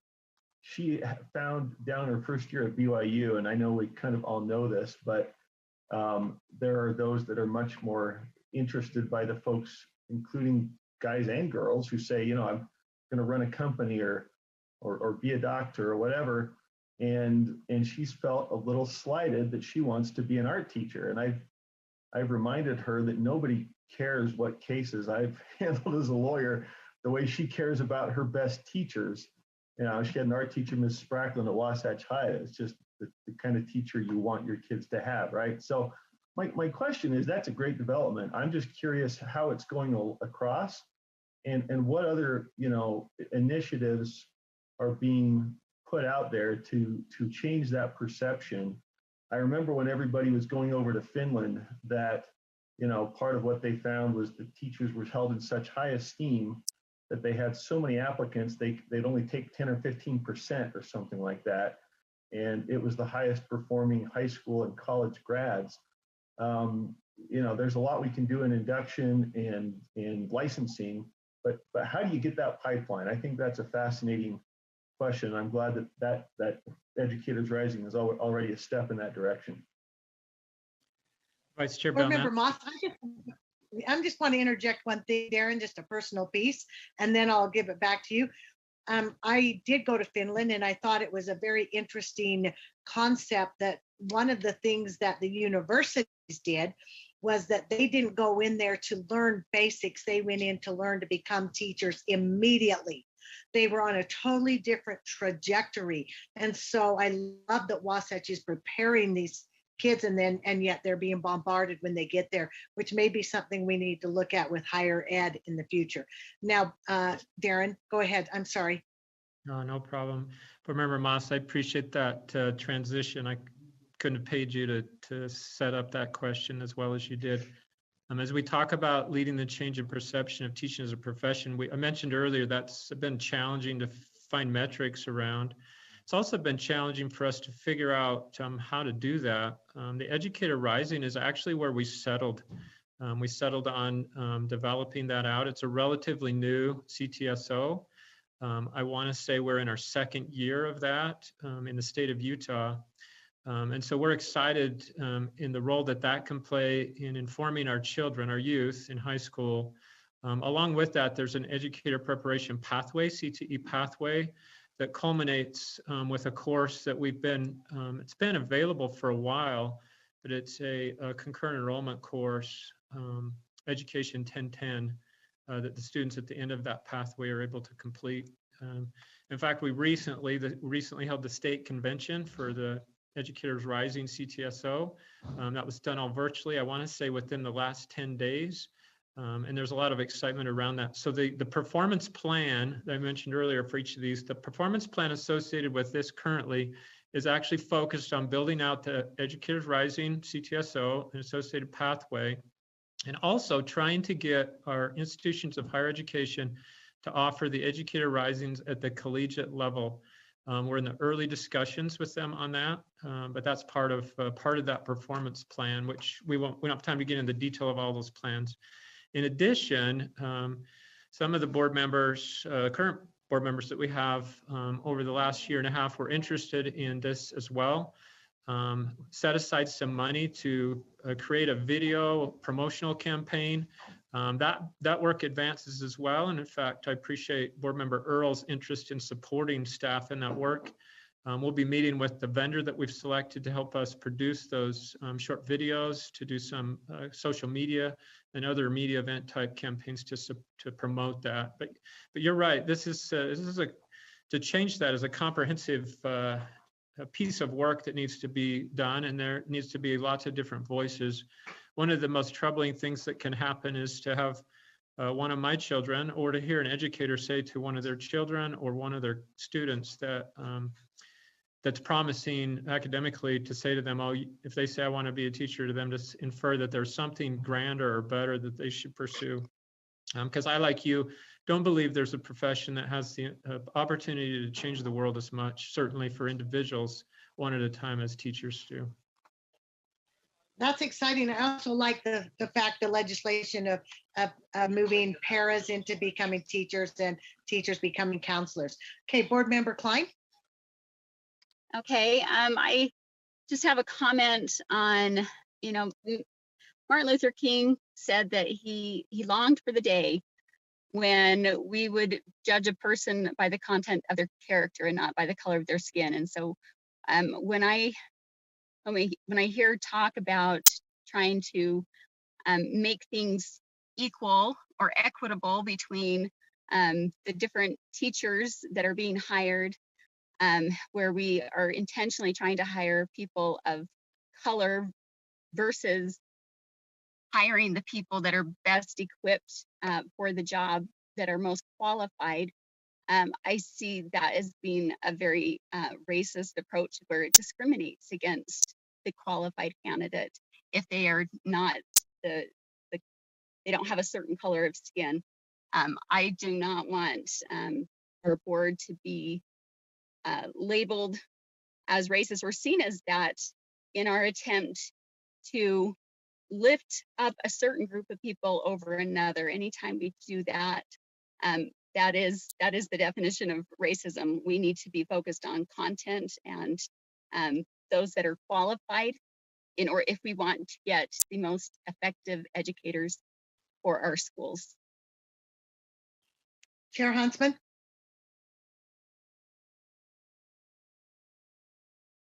Am I ahead of somebody else? I thought you were making a comment back to that, but maybe you're not. So, okay. Then I will skip you and go to board member Lear. Yeah, thanks, Chair. This might come up later, and I know this is a period of positivity, but I'm concerned as I look at this list that there's nothing about professionalism.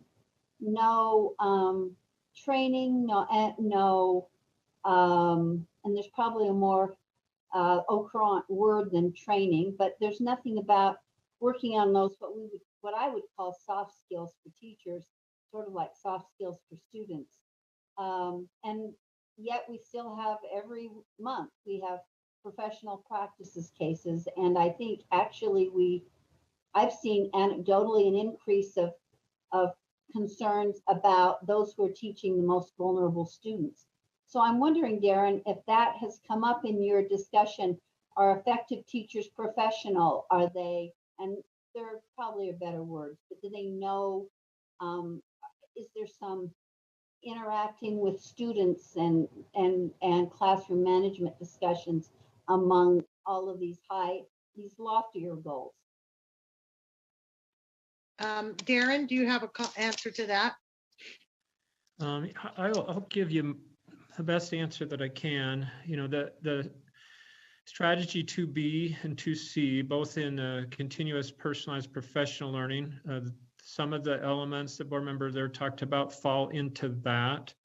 I know we have required trainings that districts are required to provide to their teachers on an annual basis, just like board staff as state employees have annual requirements that are typically related to ethics and also how we behave with one another. And then standard 2C in the preparation programs, the work that is done with educators as they prepare to enter the teaching profession also cannot be absolved of that the professionalism, or I think board member there you use the term soft skills, that those are built into the standards associated with the work of the preparation programs in taking our teachers into the licensure stage. Can I follow up briefly, Laura? Yes, Carol. I would just, I love those answers that say, oh, it's embedded there or it's built in. But I would personally, and maybe you're way past the goal writing, goal setting stage, but I would love to see a really very clearly stated tribute to the professionalism and educators' interactions with its students. And I couldn't, and we're not supposed to wordsmith, I've been told. So I wouldn't dare to try to do that, but I would like to see a more overtly stated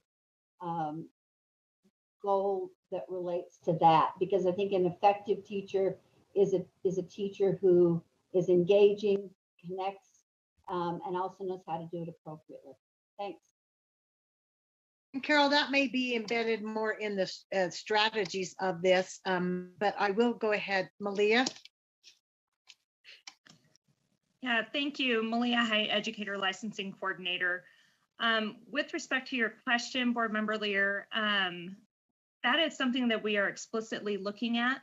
In order for an educator to qualify for an associate level license, they must complete a, albeit brief, training around professionalism is one of the things that we're doing. Additionally, we are explicitly defining the dispositions, is the word we're looking for, around professionalism that our educator candidates are completing within their educator preparation programs, whether that be in the university or in our alternative LEA programs. Thank you, Malia. Dr. Thronson, did you have something else to add to this? Yes, if I may. So to add on to what Malia just shared, we're calling it Portrait of a First-Year Teacher. So really leaning on the board's work of Portrait of a Graduate. There is a team developing, and we've gotten over 200 people to give us feedback on that portrait, to design what are the knowledge, skills, and dispositions that a teacher that first comes out of educator preparation should have acquired it to be ready to impact student learning in positive ways. So we'll actually be releasing a draft of that next month that will then be something that the board could lean on in terms of our board rule related to educator preparation and what we expect our preparation programs to do. They are, some of the deans are actually helping in the development of this, and they would like to see that work kind of really become aligned around, if this is what we expect, how does the board rule kind of align with that portrait? So that's something to potentially look forward to in this space, as well as we have just recently redone over 40 endorsements to move towards competency-based orientation that allows our teachers to demonstrate competence through multiple pathways. So in the past, it's been praxis tests or coursework or a combination of those. Moving forward, they'll actually have options to choose different pathways, such as micro-credentials, certifications. They might already have a master's degree in that area. We're looking at how do we create more flexibility and personalization for our educators, and that really hits at the 2B. So as we talk about the strategies related to these goals, there are a lot of things that are happening in the goal 2 space that aren't necessarily in the strategic plan work at this time, but it is other work happening. So I guess that's the part where this particular goal is so big and there are so many initiatives working in this space that it's hard to articulate all of the things because there are different staff working on different projects. And when we really look at achieving the strategic plan, there's a specific set of goals that we're kind of documenting and really working towards setting those performance expectations. But there are a lot of other pieces happening on the side. So like Portrait of a First-Year Teacher and those competency-based endorsements aren't actually written into these goals, but they help to achieve these goals. So I hope that helps to give some more evidence of movement. I think it probably helps, but I think, I was just going to say, sorry, Carol, that I think Carol was thinking at some point when we revisit this that she'd like to embed it somewhere in here. So we need to keep that in the back of our minds as well. Board Member Lear, did you have something else? Just a final comment, and I'm glad that it's in all these other spaces, but I think it needs to be in this space as a primary goal because we're clearly still having a problem with it. And in some ways, I think we're having a bigger problem with it. So I appreciate all the embedding. I appreciate it's going on in other places, but I think I personally can see it being a primary goal as one of these. And I hear what Jennifer says about what a big space this is. So I appreciate that. So when we work on that in 22, then that will definitely keep that there. Chair Huntsman. Looks like Dr. Dixon's hand's up, and I want to make sure that I'm done on time before 5 o'clock to move to the next item. But I think that the superintendent has something to add on that. I just had a clarifying question for Board Member Lear. Board Member Lear, you're suggesting that it's a strategy, correct? Under the, like it would be a 2 EFG, and then that would take board approval of that. So I just want to make sure that that's clear. Am I on the same page with you? I'm taking. I could not speak to the space of strategies or board approval. All I know is that if we're talking about effective educators, what I hear when I still rarely, occasionally run into my Kearns High students from 45 years ago, it's not about how much I taught them about English. It was if I connected with them, how I connected with them, if my attitude toward learning was positive. And to me, it just seems like a primary, whatever, I don't know, whatever order you have strategies, goals, and sub goals in, but it seems to me it should be more primary. Thank you. I think she's thinking somewhere in here in one of the strategies, but as we go to 22, that's when we just need to remember that that's something to add and or to look at. Chair Huntsman, are you ready now? Yes, I am. I in reference to 2D, lead in changing the perception of teaching as a profession, and also to just the topic of effective educators and leaders. It's interesting that we haven't brought this up within it, and it's not going to be on any slide, that money matters and morale and everything else when it comes to teaching. And I lost track prior to 2 legislative sessions ago through my time on the board, that as we had goals and as we advocated for, and I recognize we are not the ones that negotiate teacher salaries at the LEA level, but we create an opportunity for funding on unrestricted funds that they can be funded. But, and this is a request, and maybe Deputy Superintendent Jones can speak to this, or shoot something out to us to answer the question. But I lost track at $1 billion of new funding when I started in 2014 of new money that has come into the education system. And I've got three of my girls are educators, and I can speak to what they say around the dinner table, where they're all in different LEAs, and how excited they were with their increases to salary over the last few years.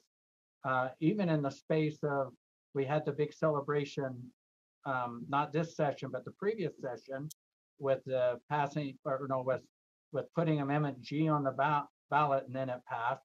But also a lot of good funding, a lot of good things was coming our way. COVID hit, but the legislature still came up with an additional 2% during these hard times on our WPU, and then Amendment G, and again under this goal, less that we had to advocate for, with growth and inflation being automatically funded, but we ended up with a very healthy increase on our WPU that absolutely, when you look at look at educators and their compensation, that there has been positive increases that have upped their morale. And so we haven't talked about it, but it would be nice to know, maybe for this board, maybe if we just don't go clear back to 2014, but see what new funding that again created opportunities for our LEAs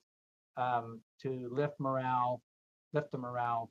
And then also to the perception of teaching. There's no question in the space of COVID, the educators that have stepped up to plate, face-to-face and remote and hybrids, they are heroes. I can speak into the communities that I represent. So if they're listening, thank you for your work there. And I believe the perception of teachers and that profession has been elevated. Thank you. That concludes my comments. Thank you, Chair. Cindy and Jenny, would you be willing to hold your comments maybe and make sure that we have enough time? Put your hands down if you're willing. If not, I will move to you and we will try and keep going. Okay, I so appreciate that. I'm sorry that we have to stay in a time frame. So let's go on to our next goal, please.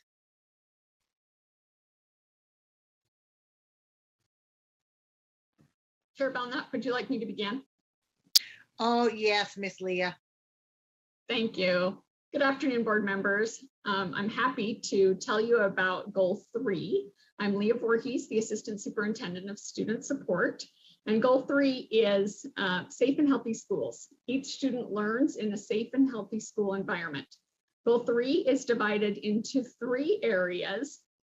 The first one is about the conditions of the building and like physical safety. So supporting districts and schools in creating and maintaining the conditions for safe and healthy learning environments. The second goal is about wellness, student health and wellness, increase the adoption of evidence-based practices related to student health and wellness. And then the third one is related to students' mental, emotional, and social needs. So building the capacity of educators and stakeholders to meet those needs. So we have the conditions for safety, we have physical health and wellness, and then we have the mental, emotional, and social wellness. And as we went through this process several years ago, and a few of you participated with us as we were building these and then discussed approving these strategies. That was one of the points of discussion, that it was laid out really nicely in looking at buildings and physical conditions for safety, at health and wellness, and then at mental, emotional, and social needs. Next slide, please, Tiffany. So to talk about some of the progress to date, we have, as you know, because you have approved, Goal 3A, Strategy 3A, worked to present to you to propose adoption of the Comprehensive Student Threat Assessment Guidelines, which you have adopted as a board. And so That process required looking at all of the evidence-based threat assessment components and looking at possible tools, reviewing tools, bringing stakeholders into the conversation, and then presenting that the proposed tool to you as a board and your adoption of that tool. The next is we released guidance for LEAs and stakeholders on best practices for recess. I'm really helping LEAs and stakeholders think through using that student time to the best advantage to be able to give students the break that they need, the physical activity they need, the opportunity to socialize, and teaching them skills during that time when appropriate. And then the next item that we have accomplished is we successfully advocated for legislation to expand access to school breakfast, which those of you that were involved in the 2020 legislative session, that was a fun discussion, and there was some interesting back and forth in both the media and with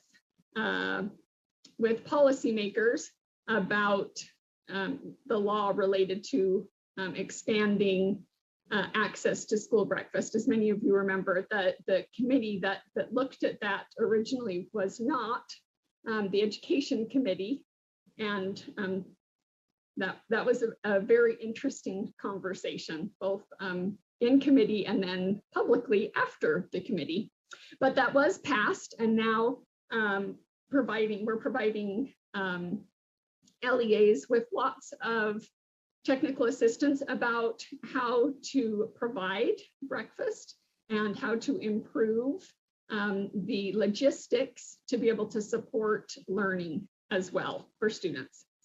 And lastly, on our list of progress to date, the 3C team has published modules for educators on trauma-informed practices and on how to support students in understanding their own needs and advocating for themselves and being prepared to learn and to participate in the instruction that our goal number 2 is supporting. So we're really excited about our upcoming milestones. We have a draft of an emergency preparedness planning guide, which I'm sure you're going to be very interested to read, all 160 pages, very comprehensive emergency planning guide that our 3A team has been working on, which will be very helpful to LEAs. We're creating a tool to help LEAs evaluate their wellness policies and practices. So the team created a model wellness policy, and now they have a draft tool to help LEAs examine the policies that they currently have, the practices that they currently have, and policies and practices that they may want to consider to support wellness in their schools. And we also have our 3C team that is working on model policy and practices for crisis response. And I just reviewed those documents, the current versions of those documents a couple weeks ago, and those documents are making a lot of progress and will be very helpful to our LEAs. And they also take into account the interaction and the collaboration that we need from other agencies in response to certain types of crises. So that is the end of my presentation, and I am open to questions. Thank you. Thank you, Ms. Leah. Board Member Hanson. Thanks, Vice Chair Belknap. Just a question on physical facilities. I know this is generally kind of in the purview of the local education authorities to manage those. But I wondered what kind of data we have on conditions of physical facilities. Like sometimes we'll see a government infrastructure report that says all the bridges in this area are 20 years old, or things like that. Do we know how many schools don't have remote entry set up yet, or what the with COVID, air conditioning and that sort of thing has become kind of a big issue? Do we have a feel, or do we have data on the condition of the infrastructure, the condition of the schools that our kids are learning in? Ms. Leah? Thank you, Vice Chair. So we do have some data. We have a school safety survey that the School Safety Center has been working from to prioritize the policies, procedures, and practices that they are gathering and are providing professional learning and technical assistance to LEAs on. So we do have self-report data. We also have back to the emergency preparedness guide. So our one of the strategy leads, Matthew Barrett, in our financial operations section, does work with LEAs on their construction projects and has data about construction and upgrades and that kind of information related to school buildings. I don't personally have that information, but that is information that that Matt could probably provide you. But to be honest, I don't know how comprehensive it is. Okay, so just a quick follow-up then. I guess the appropriate thing then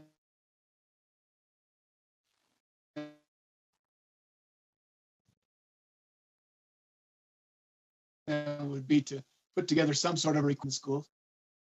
Is that? Did you get that, Leah? Could you hear that? Oh, sorry. You broke up. Sorry, you will have to not look at me, which will probably be a treat while I talk. Yeah, just about the appropriate way to go forward to try to get some of that information without creating a huge project. Would that be the right one to contact and just ask a few questions? Yes. Okay, I appreciate that. Ms. Leah, will you send that? So yeah. Board Member Hanson. Could I add something? Sure. If you remember, in the 2020 legislative session, we were allocated funds for that, but those were some of the funds that were taken back in special session. So one of the things that we were hoping to do with those funds was in granting those funds to LEAs, also acquire information about what was needed. And just a quick follow-up, Vice Chair. Yes. Kind of going to where I was headed in a roundabout way. I think that the conditions of many of our, I think the conditions may be worse than we think in many of our schools. And I wondered if there was a way to highlight that so that we could get some of that necessary funding. So maybe that's a path that we can go down. Thank you. I appreciate that, Board Member Hanson, that we're not just trying to get more data, but we're trying to get data so that we can help support them in their needs in their school. So thank you. Board Member Earl. Yeah, I have two comments. I sit on the Safety Commission or Committee, and it does seem like they have collected some pretty extensive data in order to ask for the funding. So I think there is something available there. I don't recall how in depth that went, but they were trying to get a real feel for what was needed. I know there was some dialogue about districts that actually chose already to spend their funding, and maybe a little frustration over the fact they took care of their schools. And anyway, I don't know. I'm not getting into that because there's some interesting dynamics there. But a lot of schools I've seen, and I visited just a couple weeks ago, that were older schools. And this last year, they did their entry. They finally got the entry all done. So I think most places are getting there. They're able to get there. Anyways, that's a side comment.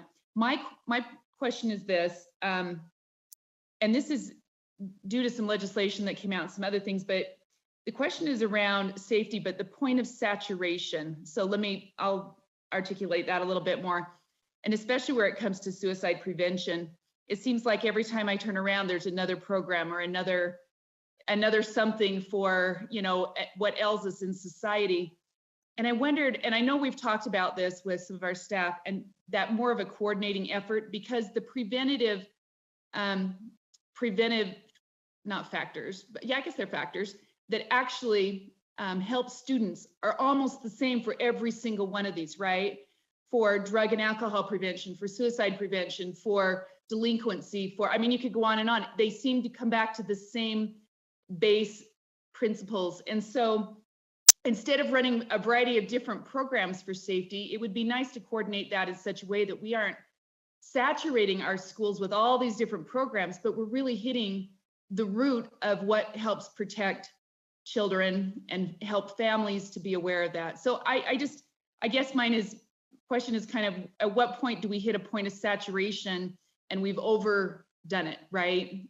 We need to kind of pull back and say, okay, these things will work. And so it'll work for this and it will work for that and it will work for that, where we're not overdoing it. I don't know if you can answer that, or maybe that's a more general statement. Miss Leah?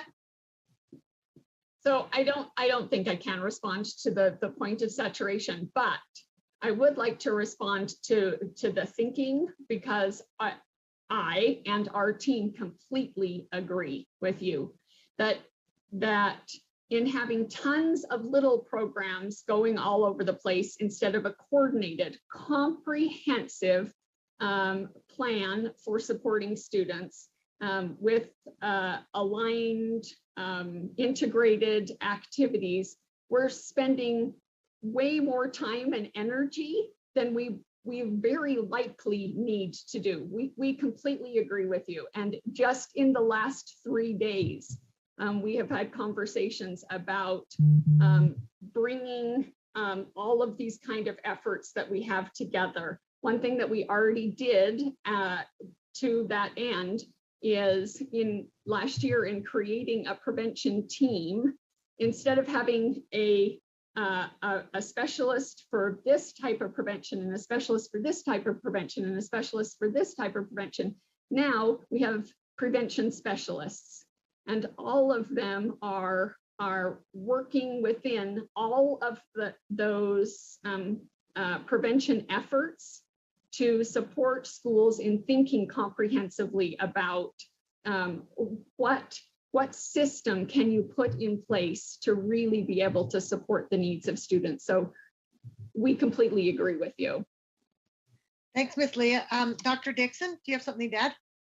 I do. Thank you, Vice Chair Belknap. I just want to punctuate what Dr. Voorhees said and thank Board Member Earl for that observation. I think we're given a lot of gifts, and I will sort of put air quotes around the term gifts, from well-meaning individuals who approach the legislature or approach schools, and we end up with a lot of disparate programs that are well-meaning trying to do the same thing. And it does give us this scattershot approach to getting at the same outcome. So that's maybe something to take under advisement in the future of an ask we might have for the legislature to also think about how they might combine funding and then provide for LEA choice, which LEAs already have choice, of course, to put money towards programs, but rather than spreading these programs out everywhere. And it also goes to Board Member Hymas's concern, which is so valid, and that is all the reporting that comes with all of these programs. So trying to consolidate and having one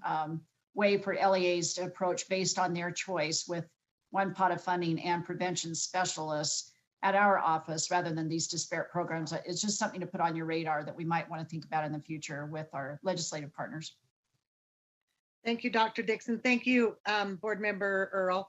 Board Member Hymas? Yeah, just quickly, and please excuse my ignorance, where can I go to see? I'm not familiar with the comprehensive student threat assessment guidelines. Where can I go to find those? Leah? Is that public knowledge that I should have known? Do you know what I mean? Am I way off here, or is that buried somewhere? Vice Chair, should I respond? Yes, Leah. It is on the school safety website, which is one of the main tiles on our website. It's also in Civic Clerk because it was approved by the board, but we will happily send it to you at the end of this meeting. Thank you. And I'll look for it just so I can do stuff on my own. It will be Ms. Lena, I think it would be nice if everyone received that since a board member asked, and then they can choose to read it or not if you send it. We will happily send it. Rhett Larson, our school safety specialist, will be forwarding that. Thank you so much. Okay. Oh, we're doing so great, everyone. We can go on to our next goal. Thank you.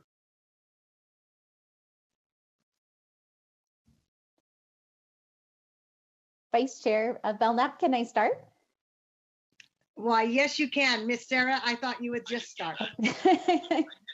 Well, thank you, board members. Director of Strategic Initiatives, Sarah Young, and I am your goal leader for personalized teaching and learning. So despite a competitive streak, I will not compete with Assistant Superintendent Nielsen to tell you this is the best goal or most important, but I will say that personally speaking, I think it's our most joyous goal. It's such a great opportunity to be able to look forward, not just from where we are as a system, but where we could be. And Superintendent Dixon spoke in the fall when we returned to school after the pandemic and the closures about reimagining education. And that's really what personalized teaching and learning and the focus of this goal has been, which is for each student and educator to have access to personalized teaching and learning experiences. So with that, I'm going to walk you through each of our strategies and then talk to you a little bit about the progress we've made.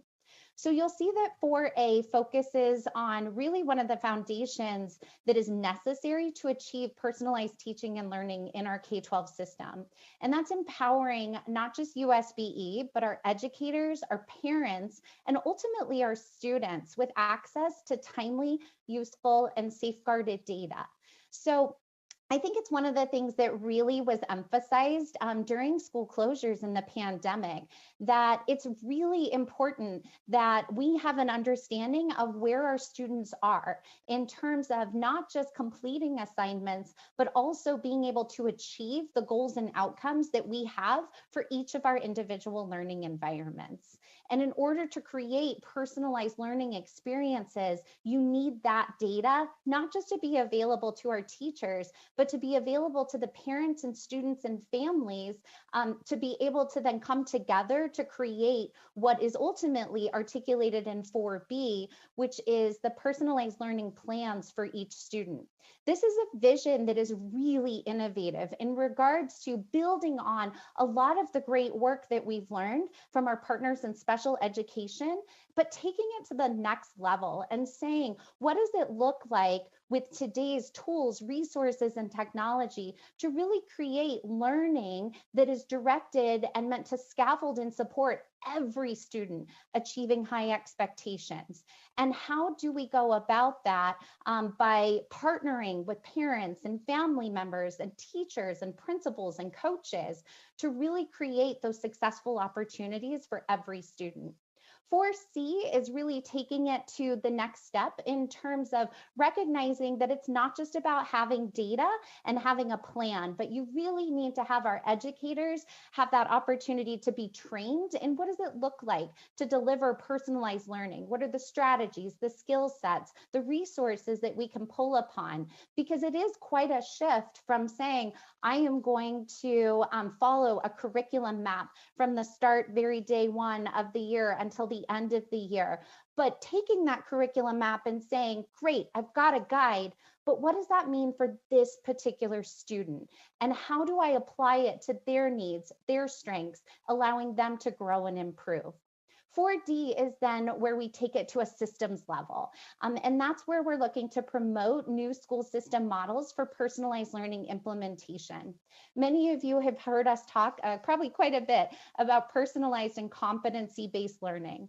And that competency-based learning system of creating opportunities for students to demonstrate their learning and their skill set, and then to be able to advance into more depth of content, as well as more advanced content, as opposed to waiting for that moment or day of instruction.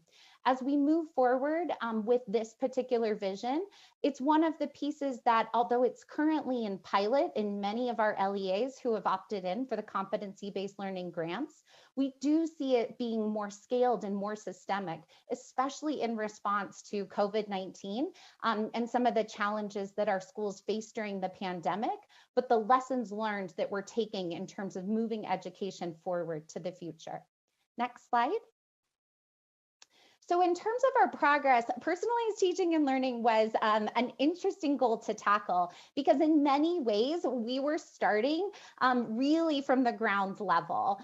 In looking at some of our other goals, we were super fortunate as an agency to have, a lot of history and a lot of programming that was really focused in that area. And personalized teaching and learning was the next step, really looking forward into the future.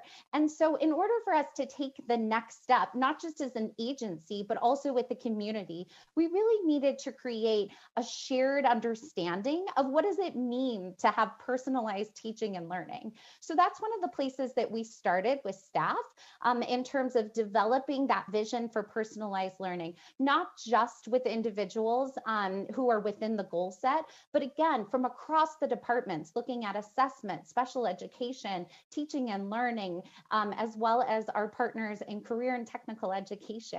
There's just a lot of opportunity to take those best practices and bring them together to talk about what is our vision moving forward. So we did develop that definition, and it is available on our Portrait of a Graduate website to be able to support not just ourselves as an agency, but the field moving forward. The second item I'll touch on is the development of the Portrait of a Graduate competencies. So Chair Huntsman referred to this at the start of the meeting, that portrait of a graduate being our North Star. And it certainly is. It is our vision and our goal for what we're looking to achieve as a system. But it's important to be able to have mile markers along the way to know, are we taking the appropriate steps to reach that goal for each of our students? And P20 competencies look to be able to address that particular need, not just for ourselves at the agency, but for our teachers in our classrooms and in the broader community. We chose to approach those competencies in a grade banded fashion. So talking about what do these competencies look like when we're talking about K through 2, 3 through 5, grade 6 through 8, recognizing that different students are going to achieve that competency at different points, and yet we hold high standards for all of our kids across the entire state of Utah. In terms of those competencies, they were approved in September of 2020, and is definitely work that we will be talking about as kind of one of our upcoming milestones to take it to the next step. Last but not least, in terms of progress to date, the personalized competency-based learning framework was published through the great leadership of Director Thronson and many members of our agency contributing to that vision and effort. That is really a resource that's necessary for our community in terms of talking about the strategies. One of the great things about personalized learning is it's an exciting vision, but it also brings up the question of how. How do we do this? And so having that personalized competency-based learning framework really starts to address not only what does it look like for our teachers and for our students, but as she mentioned, moving into how do we also translate this for our families so that they can be involved in creating this collective vision and goal set for their students. In terms of upcoming milestones, we are actually in the process of recruiting developers from across the entire state of Utah to participate in our development of rubric design for our P20 competencies. So it's taking those goal statements that are happening within these grade bands for each of our Portrait of a Graduate competencies and developing exemplar rubrics that then support our teachers, our parents, and our students knowing of how have I demonstrated these outcomes and what does that evidence look like. I do want to share just a quick update. So we released this call for developers on Monday. It actually closes on Friday, mainly because we want to be respectful of all of our LEAs, individuals who are interested in giving them a quick outcome so they can make plans for June for participation if that's going to be on their calendar. We have had over 185 individuals from across the state of Utah apply to be a part of this, and that includes over 30 returning developers from our original 50 who were with us at the close of the development of the competencies. I share that because I want to just emulate for you that the excitement for personalized teaching and learning is not just something that is being, let out by the agency and by the members of your staff who are working on this, but it's truly a vision that has caught hold in the larger Utah K-12 community. And we're excited to be a part of supporting our LEAs in achieving this vision more broadly. So that concludes my formal presentation. I'm happy to answer questions as time allows. When Sarah said this is the most fun, at least it is with her hands talking. So that's always really fun. So Board Member Moss. Thank you. I agree. This is fun.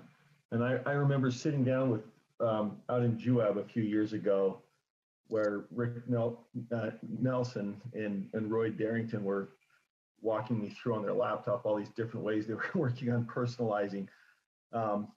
It's fascinating. There's a lot of different ways to think about that. I've been enjoying going through the competencies. The one I wanted to ask about, there's reference to a personalized learning plan for each student. That's been something that's been around for quite a while, this idea that something resembling an IEP, but not mandated, not in that kind of accommodation detail, but something driven by the student that then, has relevance to course selection and things like at Wasatch, for example, they had advisory and tutorial and things like this where you have some choice in what you're doing with your time.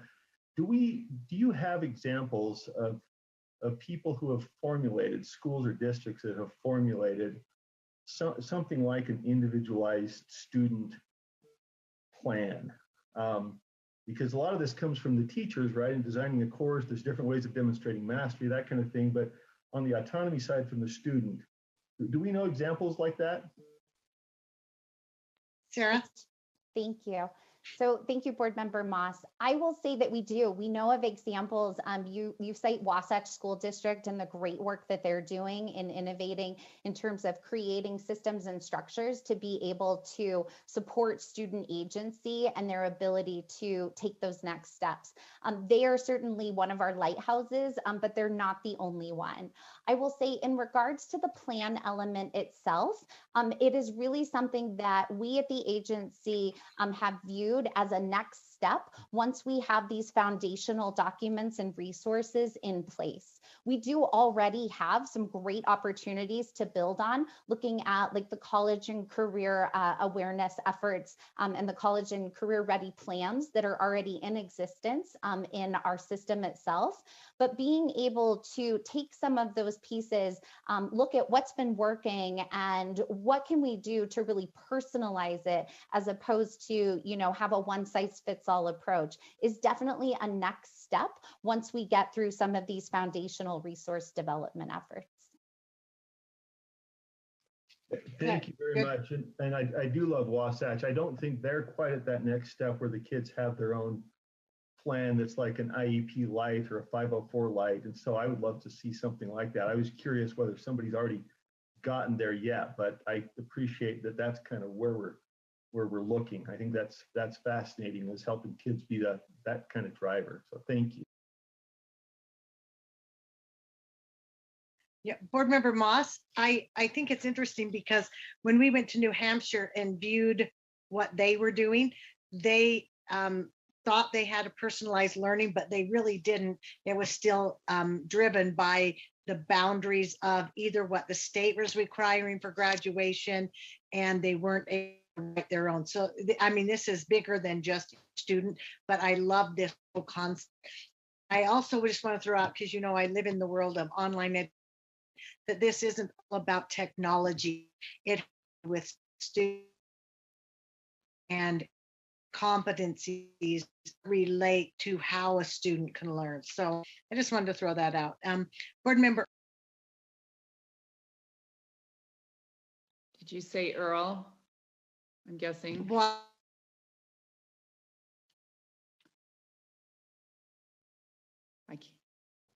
I think you're cutting out. So I don't know if you said Earl or Norton. Why don't we go Board Member Earl? You're muted, Board Member Earl. Sorry, get going there. Vice Chair Belknap can hear we've lost contact. Okay. 3 things just real quick. And of course, these are usually what I have the cautions on. Huge one is student privacy, right? That individual privacy. We're collecting all this individual information about children and their families and just making sure we've got secure privacy. And so if we are, you know, buddying up with vendors or we're educating schools, that has got to be top priority. And I know you know that, I'm just vocalizing this. So the other thing is just the accessibility of curriculum for parents. So as some of these programs, and not all are doing this, but there's some prepackaged programming out there, right, for individual learning. Actually, there's quite a bit of that. And it needs to be accessible for educators and for parents so that they can see what the content is. They may be learning a skill, but to not be able to view the content is very concerning in the world we're in right now. So I would, in any way we can articulate that, you know, with vendors or districts or whatever, that there needs to be an accessibility for parents and for educators to make sure they can view full content. And then the last thing is, and I know a lot of them do this, so that I'm not, you know, questioning that, but there are a few I've seen that don't do this. And that's the making sure the process is as valuable as the actual results, right? It's not just the end results, just moving through things as quick as you can, but there is a process sometimes to things that is as much value as the end result of that assessment, right? And I know that in the various assessments we use that go beyond just you know, the end of the showing that you know the information, right? I mean, there's ways to do that that are exceptional. So I guess those are maybe my 3 precautionaries I'm just articulating. Thank you, Board Member Earl. Board Member Norton? Yes, and thank you, Board Member Earl. I also had made a note about having the content available to educators as well as parents. That continues to be a problem in some classes and with some vendors. I love personalized learning. I think it's so important, and it is the way that we need to go with the vast expanse of learning that comes into just my 5th grade classroom, you know, from kindergarten through probably 8th grade. It's so needed. And I also appreciate that this generation is geared or wired to learn with online learning.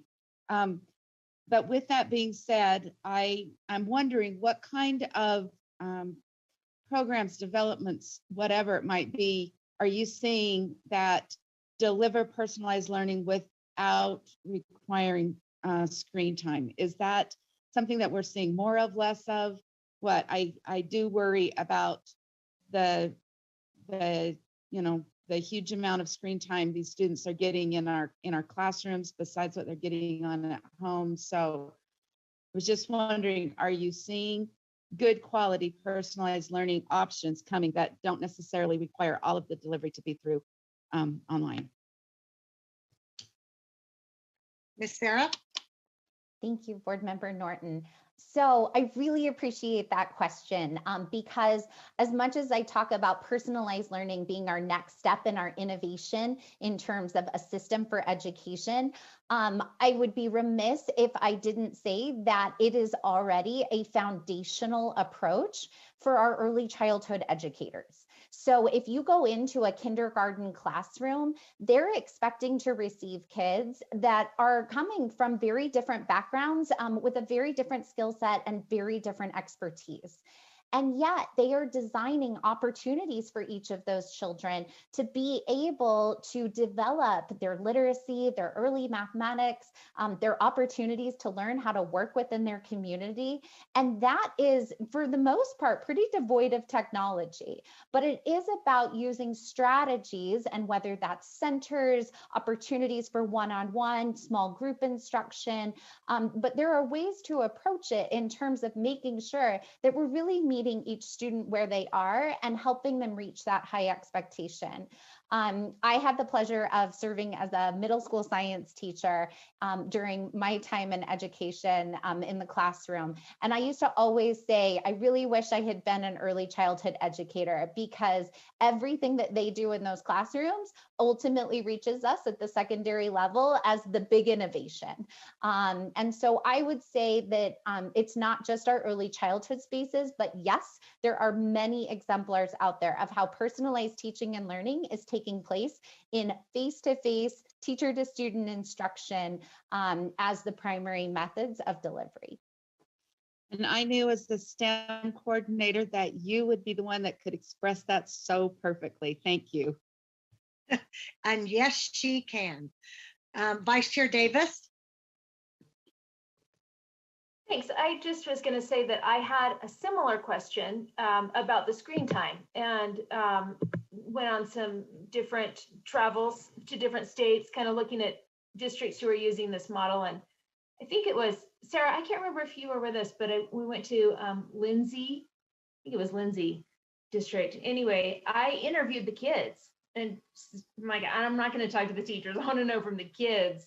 And I asked a lot of kids, how much time are you spending every day on your computers? And I was really surprised, actually. The elementary students were saying 30 minutes or less.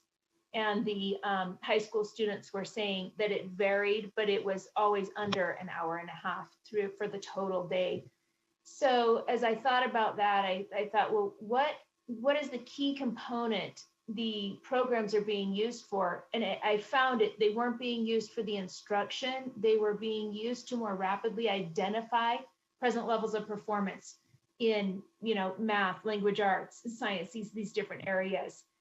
And I remember we went to Wisconsin, and they had a student panel of students all in line from first grade to 12th grade, sitting in their little chairs, bing, bing, bing, bing, bing. And, people were asking them questions because they were using these personalized competency models. And what they would do is create their own personal learning goals. And then the teachers would offer these the teacher would say, okay, if you're working on this goal, meet at this time. If you're working on this goal, meet over here.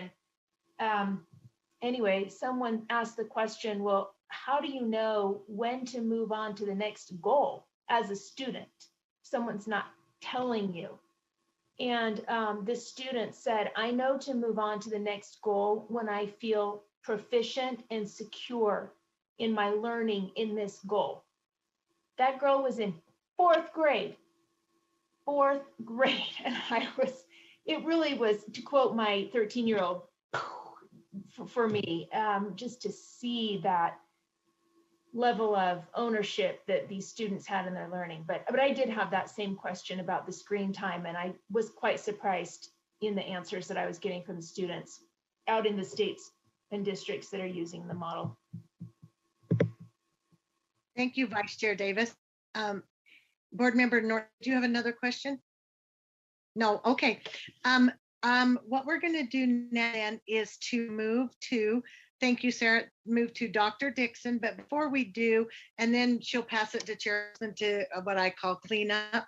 I just wanted to say thank you to the deputies and to those who presented today, and it's been very helpful and been a really good discussion. So I'll pass to Dr. Dixon, and then she can pass it to Chair Huntsman. Thank you. Thank you, Vice Chair Belknap, and thank you for facilitating this meeting. I'm just going to go to the last slide, if we may. Tiffany, if you can take us there. So first of all, I want to throw a little lightning on Vice Chair Belknap's thunder. She was breaking up a little bit, but I am so proud of our staff. I just work with the most amazing people, and they are leaders who are recognized all throughout this country for their forward-thinking approach to education, for their inclusivity of families, education stakeholders, for the way they carry themselves as individuals and leaders, for the great human beings that they are. And it just makes me cheery to think of the blessing I have to work alongside these amazing people every day. And you can see that we put a lot of information in front of you, and this is just a fraction of our work. So if people think that we're sitting around waiting for something to do, they're gravely mistaken. You'll just see how busy we are and the things that we're trying to accomplish on behalf of our students. So the next steps with our strategic plan, we have an audit coming from the Office of Legislative Auditor's Office, and that will be heard on April 4th in the Legislative Audit Subcommittee. At that time, they release the audit. So that will also give us some information because it's focused in part on our strategic plan and alignment to Board Member Earl's earlier comment, some alignment. So the things that they've been looking at, we'll hear more about and be able to respond at that time. We also appreciate those of you that said, we would really like more information on this, or we'd like some updates. And we think it's important that we give you regular progress reports. How we do that, we'll need to continue to meet with the leadership team, the executive leadership team of the board, and determine the best way forward. But we too think it's really important for us to give you those updates. And then you've heard a lot about 2022. So that is the time when our education elevated targets that Chair Huntsman shared expire. And it's also in the bylaws to revisit this every 4 years. So we wanted to strategically, pun intended, tee this up to make sure that you had great backdrop as you then lean into thinking about how we continue forward with this strategic plan. How can we improve upon it? There's a lot of good information that's been shared today. So as we lean into 2022, it gives us enough time to really plan and be able to move forward with some coherence. So with that, just thank you so much for investing 3 hours of your time with us as your staff to help all of us get grounded in the strategic plan. And I'm just so proud to work for a board that uses a strategic plan to help us move forward and use it as a lighthouse to keep us guiding forward on behalf of our students and educators and families. Chair Huntsman.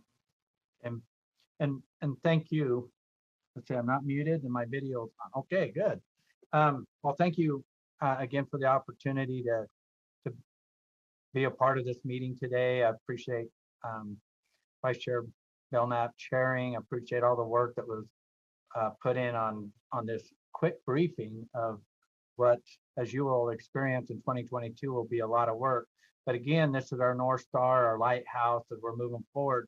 And this strategic plan is just pops up, especially these 4 goals, in just about everything we do. I mean, that we just ended the legislative session, but it's not over. We're preparing for the next, and it drives and keeps us focused on a unified dialogue.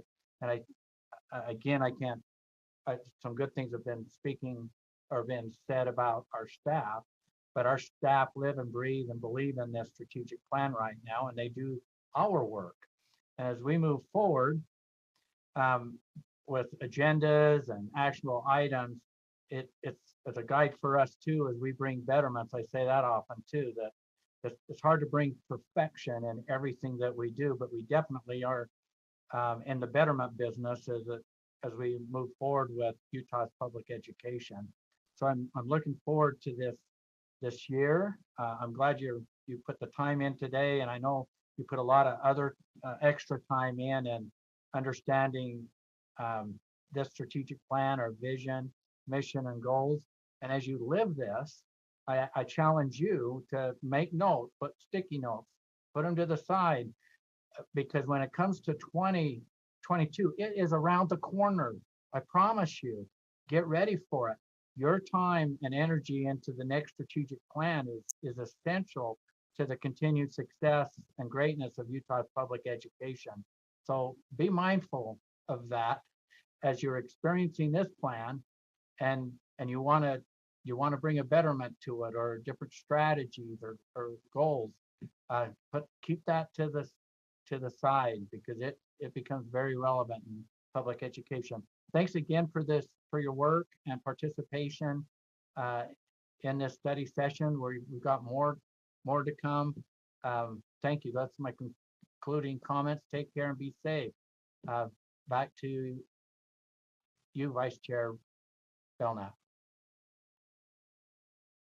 Well, I'm hoping that you can hear me now. We will consider this work study adjourned. Thank you, everyone. Thank you. Take care. Everyone. Thank you. Be safe. Thank you, Laura. Thank you, Mark. Vice Chair Davis, I didn't see any Have a bugs great day. come out of that grass. I love strategic planning. This has been my favorite.